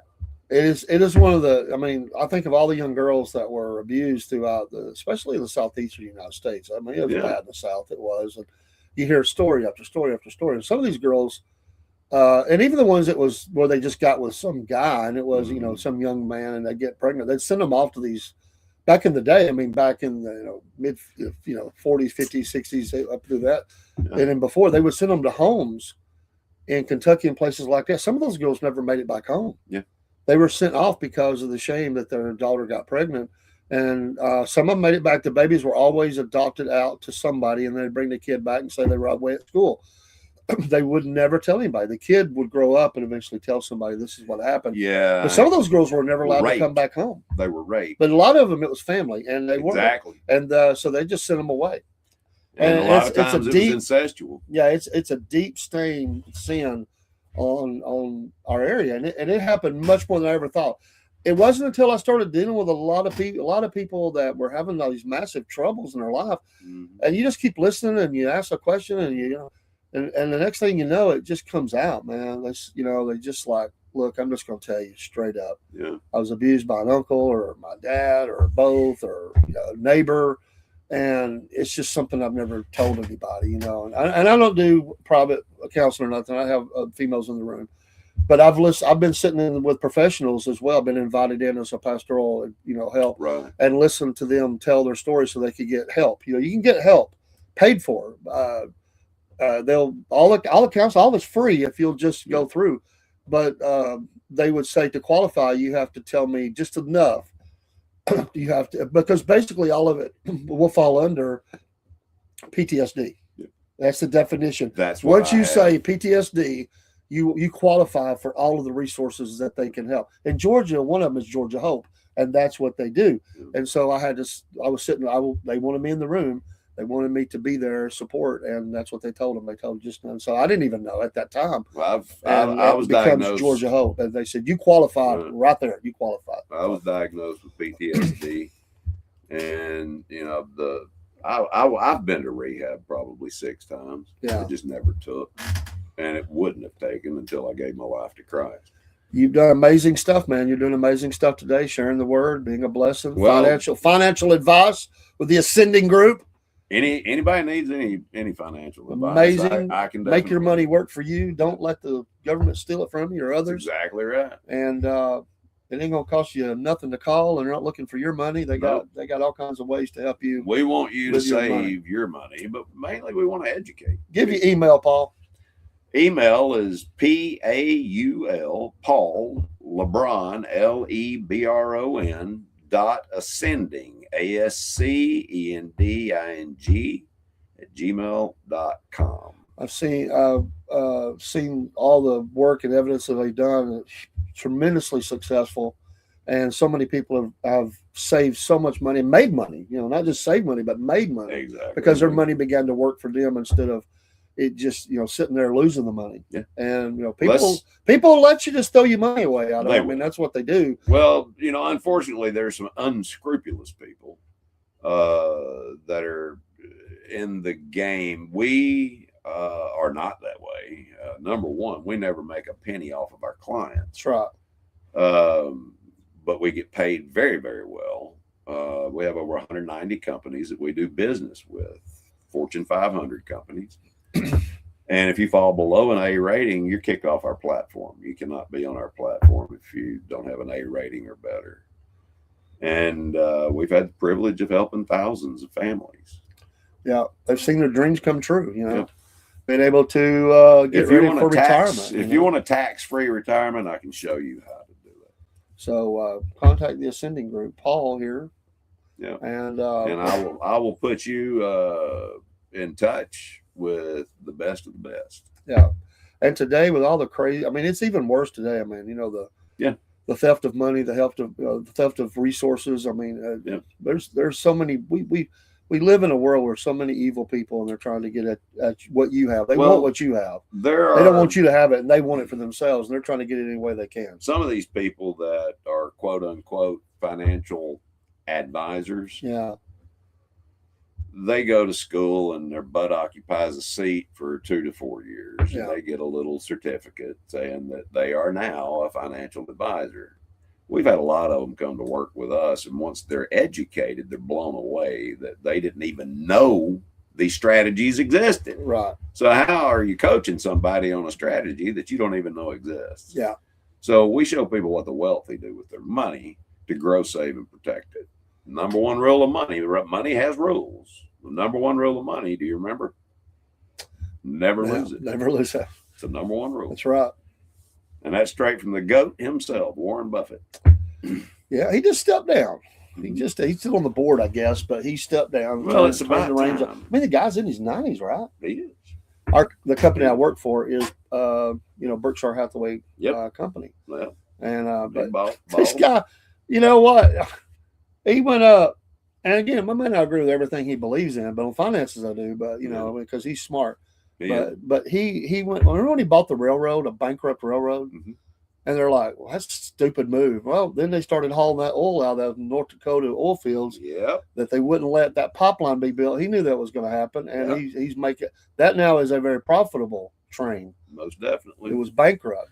He hasn't ever made the He's a genius. He bought up a bunch of small newspapers.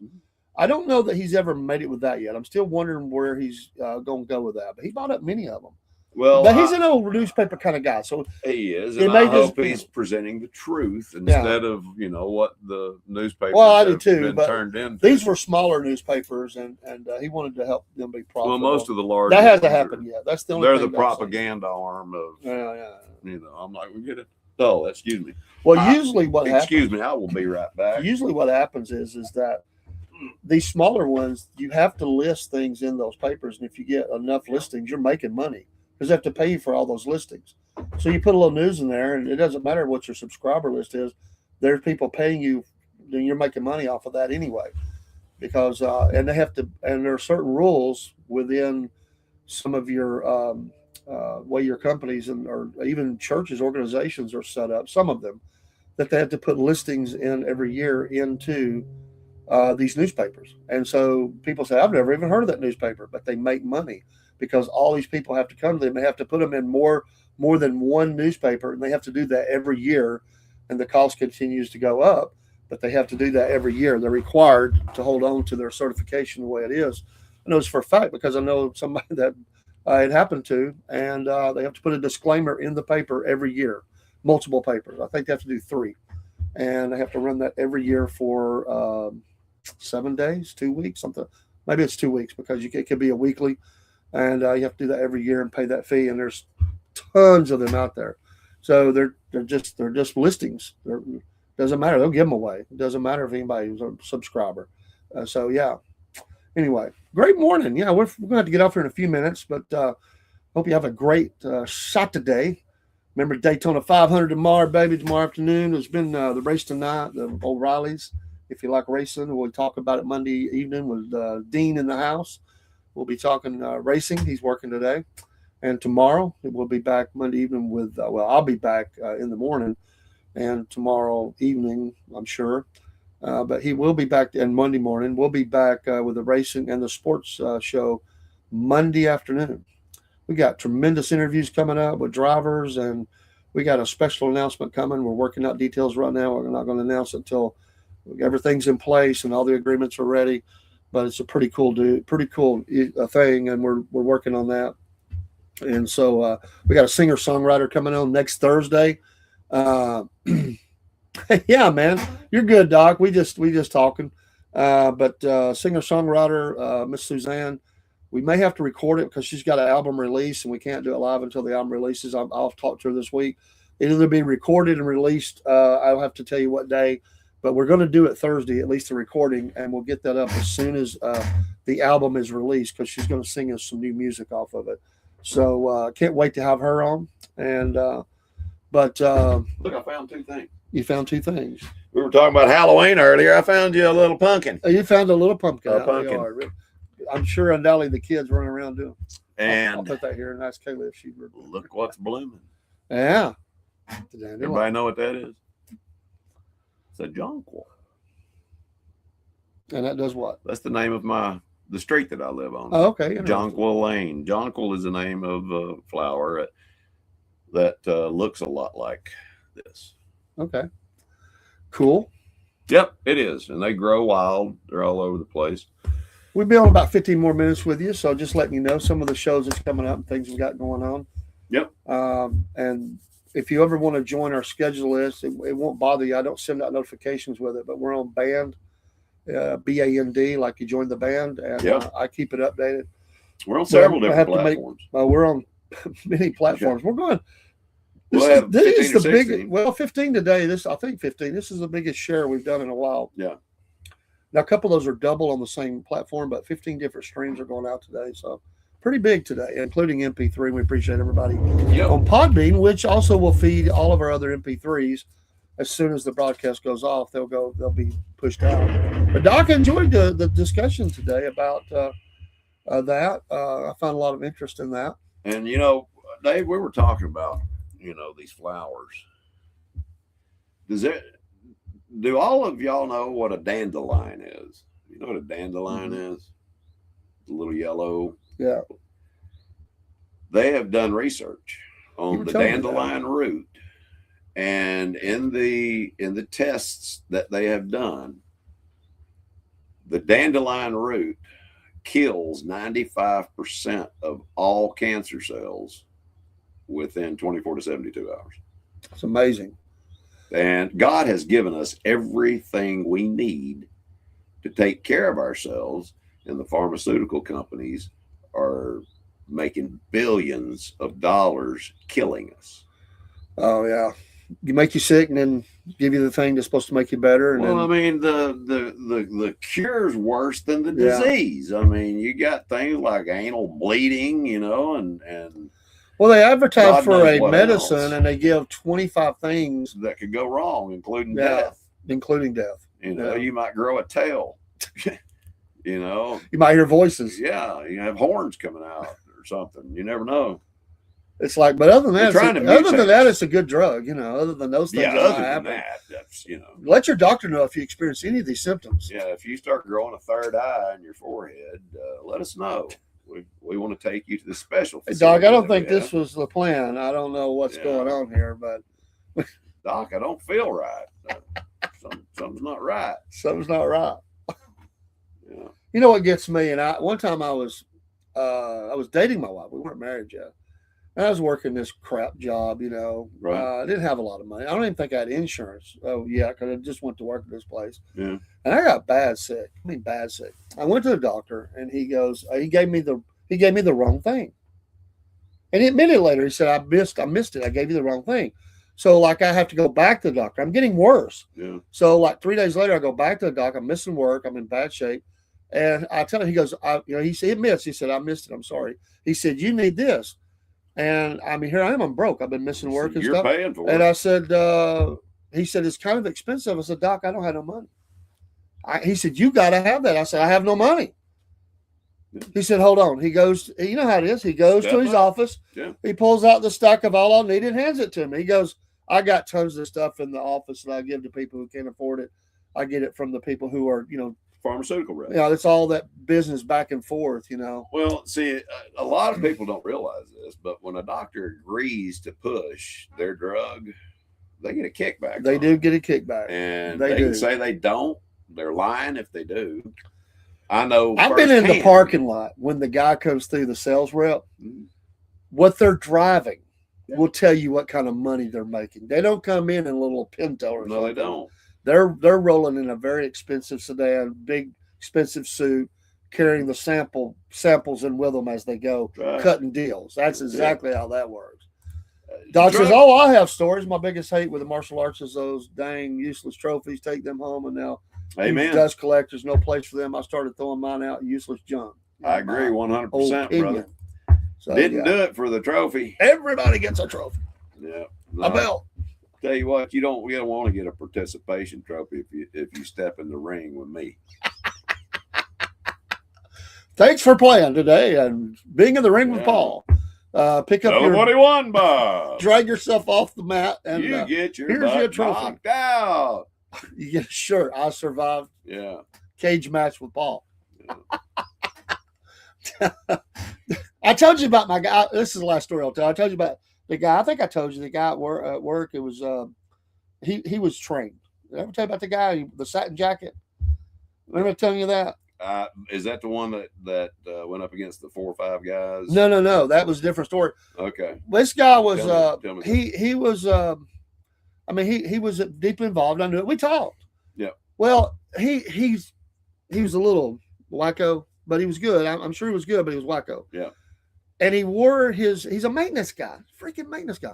And he wears his jacket that tells he's a champ to work. Well, that's fine. But he wears it out on the job, and he has it laying over his toolbox. Advertisement. So he comes up and tells me it's lunchtime, and we couldn't blow down until which was supposed to do that those days. Yeah. But that's what they had us do. Yeah.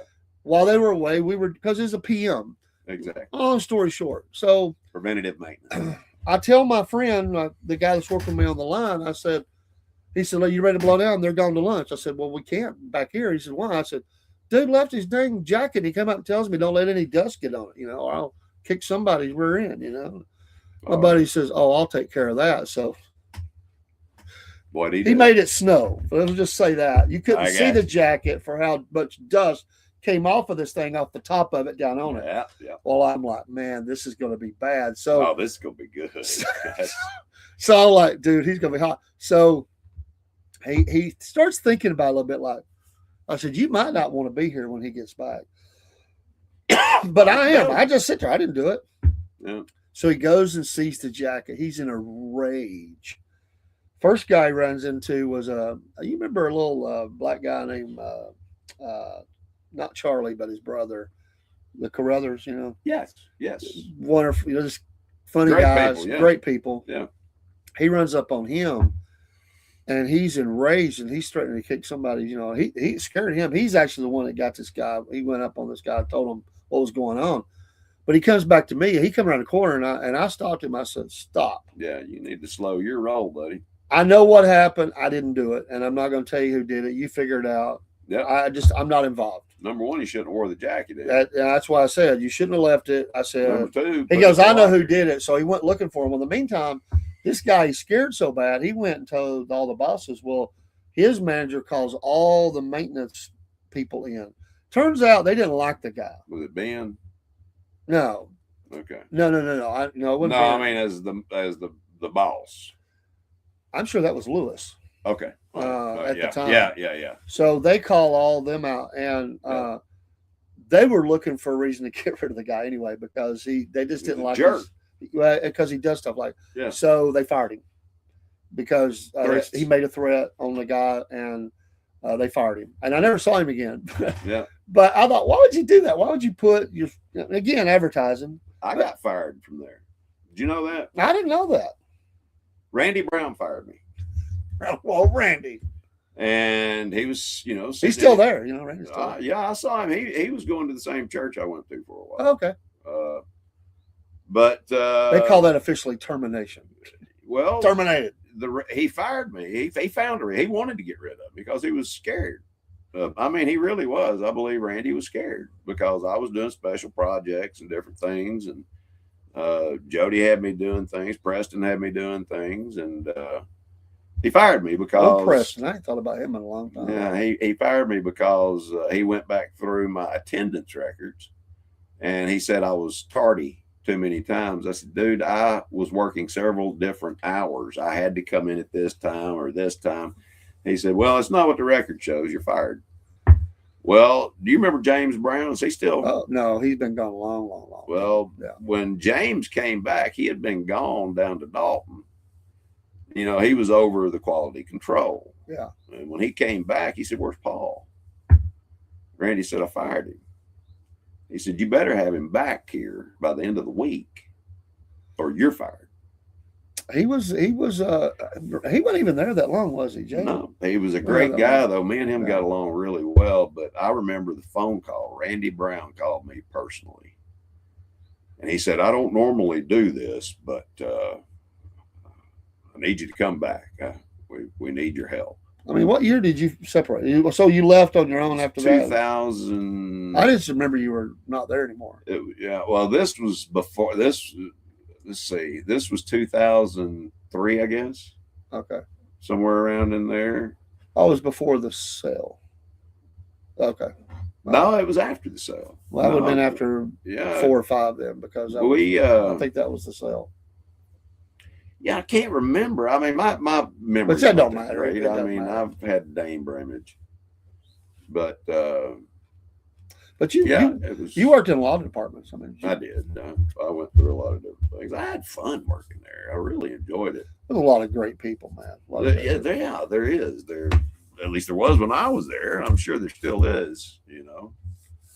But I think the world of Randy. Randy's actually been an inspiration to me. He's a great guy.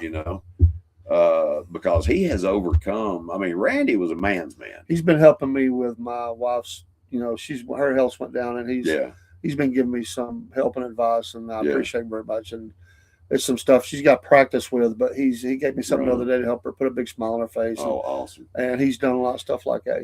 He's had to overcome a lot. He has. That's what I mean. Randy is an inspiration to me. I mean, what happened was he fell out of a tree stand, and he's paralyzed from pretty much the neck down. I mean, he's got the use of his arms. He's strong. He is, because he's able to use a wheelchair. Yeah, he's inspiration. And I think the world of him. But yeah, you worked in that area for quite a while at one time. Long time. Doc says, "What kind of racing do you want to talk about?" I'm driver. We'll do it all. We kind of started out as a NASCAR show, but we talk all racing. Yeah. So right now we're doing a lot with dirt track, and we actually have a need. To really go into that. We talked a little drag racing, John Force, and some different stuff. Oh yeah. But we definitely we definitely will all racing. We're trying to hook up with some go-kart folks and stuff, all Doc, racing, man. If you race lawnmowers, we'll have you on. No joke. I mean, seriously, yeah. But yeah, Doc, if you want to come on, come on, we'll be Yeah, happy to do an get interview you. with We'll you. get you on screen, man. We'll talk. Yeah. We'll talk drag racing. Most Absolutely, man. definitely. What kind of vehicle do you run?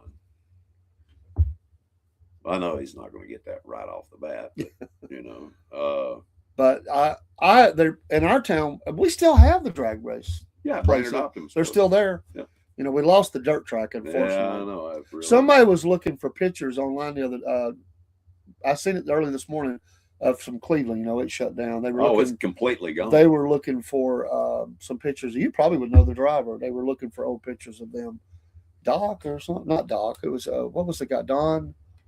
Somebody that raced up there was well known. I can't remember who they said. Well, Donnie, I used to help Donnie Van Winkle.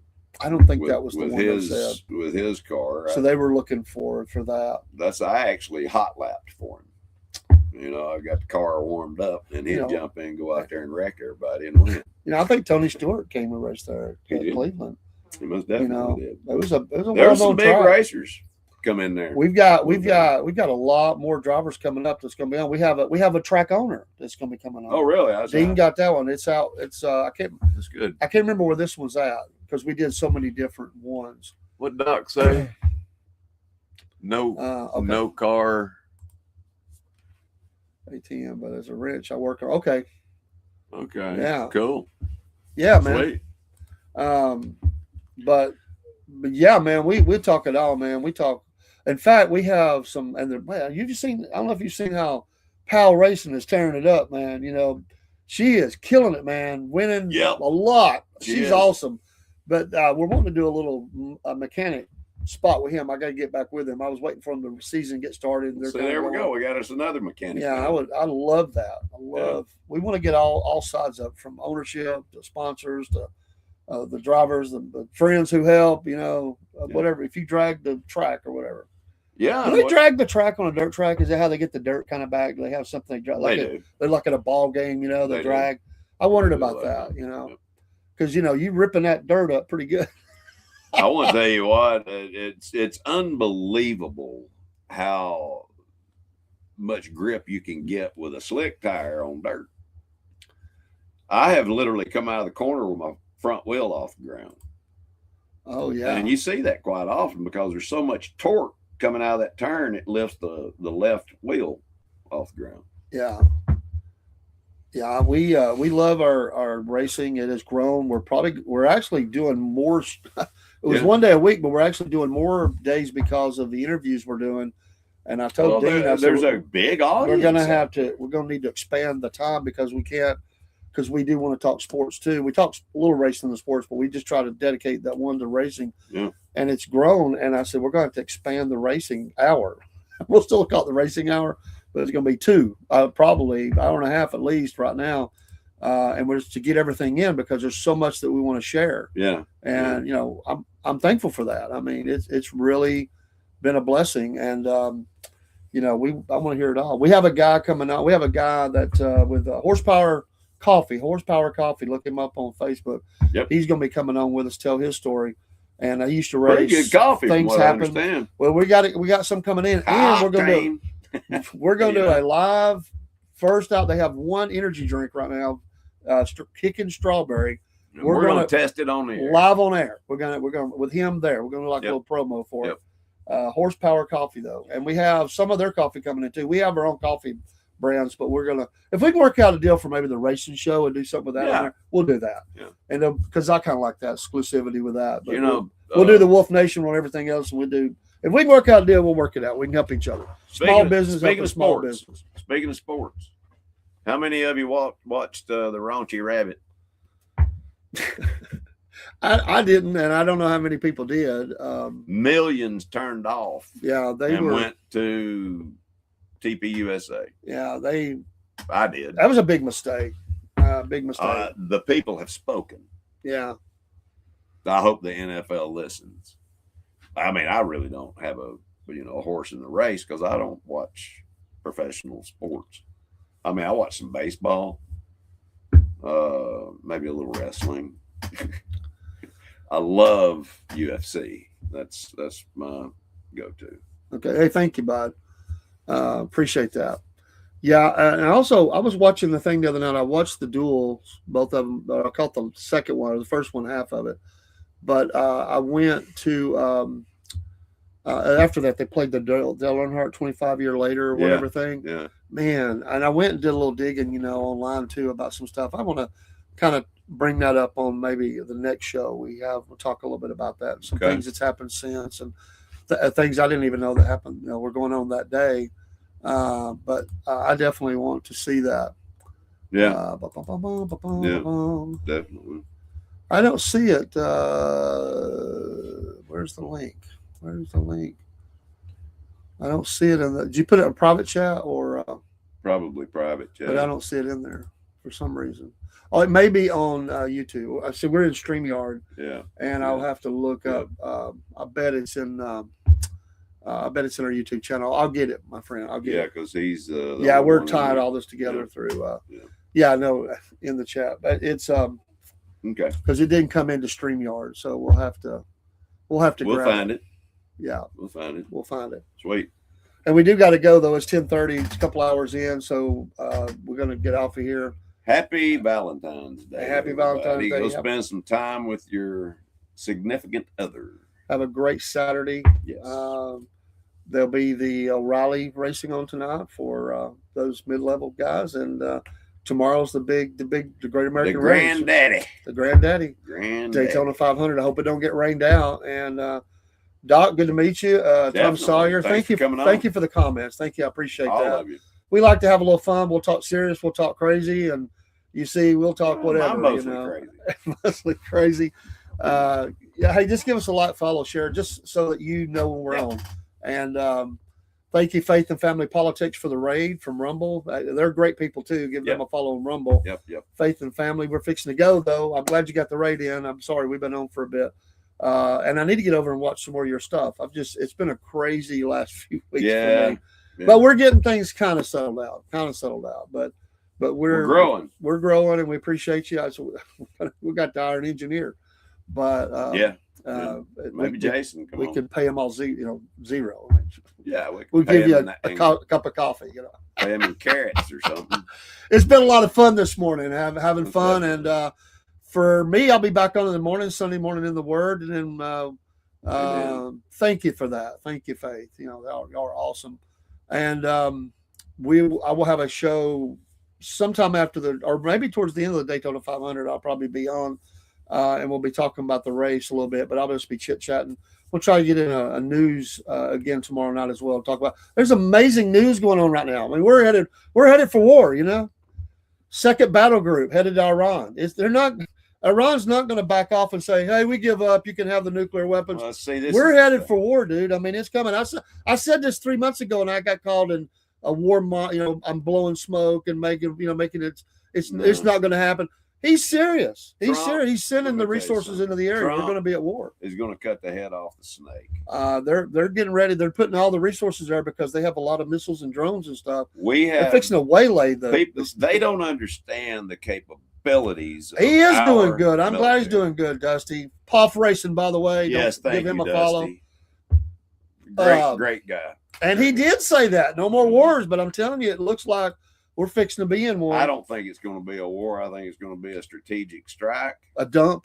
that will last, Bam. maybe 2 days, if that. But listen, when we can go in and take out the leader of Venezuela, Yeah, this is a little different though. They're trying to knock out a lot of their abilities and stuff. It will take a little bit more. all we got. Listen, we can knock. He out does have this everything thing about putting resources in the area and then not doing it, but I'm telling you, I got a feeling this one's going to happen. I think at least I'm not saying ground There's troops. going to be a Not change. ground troops. There's going to be a missile. There's going We're to gonna be a hit 'em with regime them. change Yeah, they're going because to. the people of Iran are fed up. They're with going it. to hit. They're going to hit this dude. They're going The to hit people of Iran are good the people. Ayatollahs. The I people of believe it. Iran are decent people. I mean, they are. They're decent. They're people. sick of it, man. They are. They arrested thousands of people the last time. Some of those have been tortured, killed. Yeah. I mean, who does that? Women have no rights. I mean, it's bad. Sharia law. I'm not saying we should do it. I'm just saying it's going to happen. I mean, it looks like it's going to happen. So Yeah. we got that. Did you see the big environmental cut that he did? Biggest one. I mean, he wiped out all the Obama stuff. Yeah, he cut the Paris Discord right out. Paris is out. He changed a major basically a scientific. They got to change the scientific ruling about climate change and all that. Oh yeah, Huge. It's a hoax. It's Huge. a Oh, $1 trillion hoax. So he got that done. Al Gore, the inventor Epstein, of the interweb. And yes, the Epstein files are falling out every day, and there's more and more people resigning their jobs. And I won't tell you what, it's ugly when Doc you says he lives 15 minutes from Dearborn, Michigan. They're making a show of force. Yeah, I get it. Yeah, I get it. Yeah, bless your heart. Yeah, that definitely. That's a tough place, man. Yeah, that's a tough place. There's a lot going on there. So yeah, Dearborn, Michigan is. But we'll see. Tough, I don't know. Tough space to live in. Who knows? The Middle East is a weird dynamic anyway. Iran's always on the outside of that. I mean, they're the bad boy on the block that doesn't play nice with even other nation states. They are, and they're radical. They're radical to the point they don't care. They'll drop the bomb on their own people. They don't care. I mean, they're just like that. I want to tell you what. But don't be we'll surprised. See. Don't pray be for the surprised. country. What I say is pray for the young men and women who are either already there or headed there and will be in place. In harm's we way. don't want to see them killed. And there's I don't always see that anybody danger. killed, except for the ones that deserve it. Yeah. Which. So be careful. Let's pray for our young men and women. What's that saying they used to have about kissing something Ayatollah?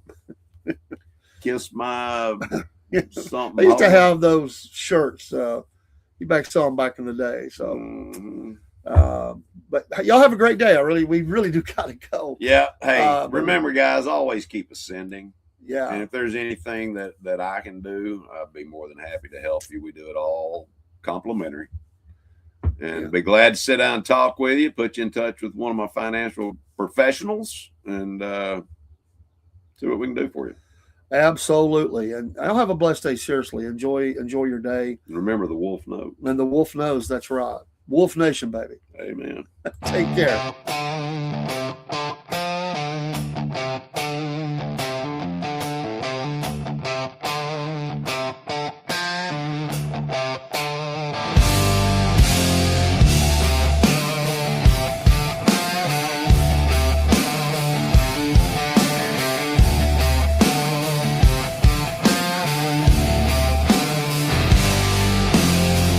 Out on the airwaves, mud soaked and loud. Cornbread man talking, biscuit boy proud. Static crackles like a rattlesnake's tail. Voices rolling like a freight train wheel. Cornbread man, biscuit boy, talking live love and southern joy. Cornbread man, biscuit boy, raise your glass, make some noise.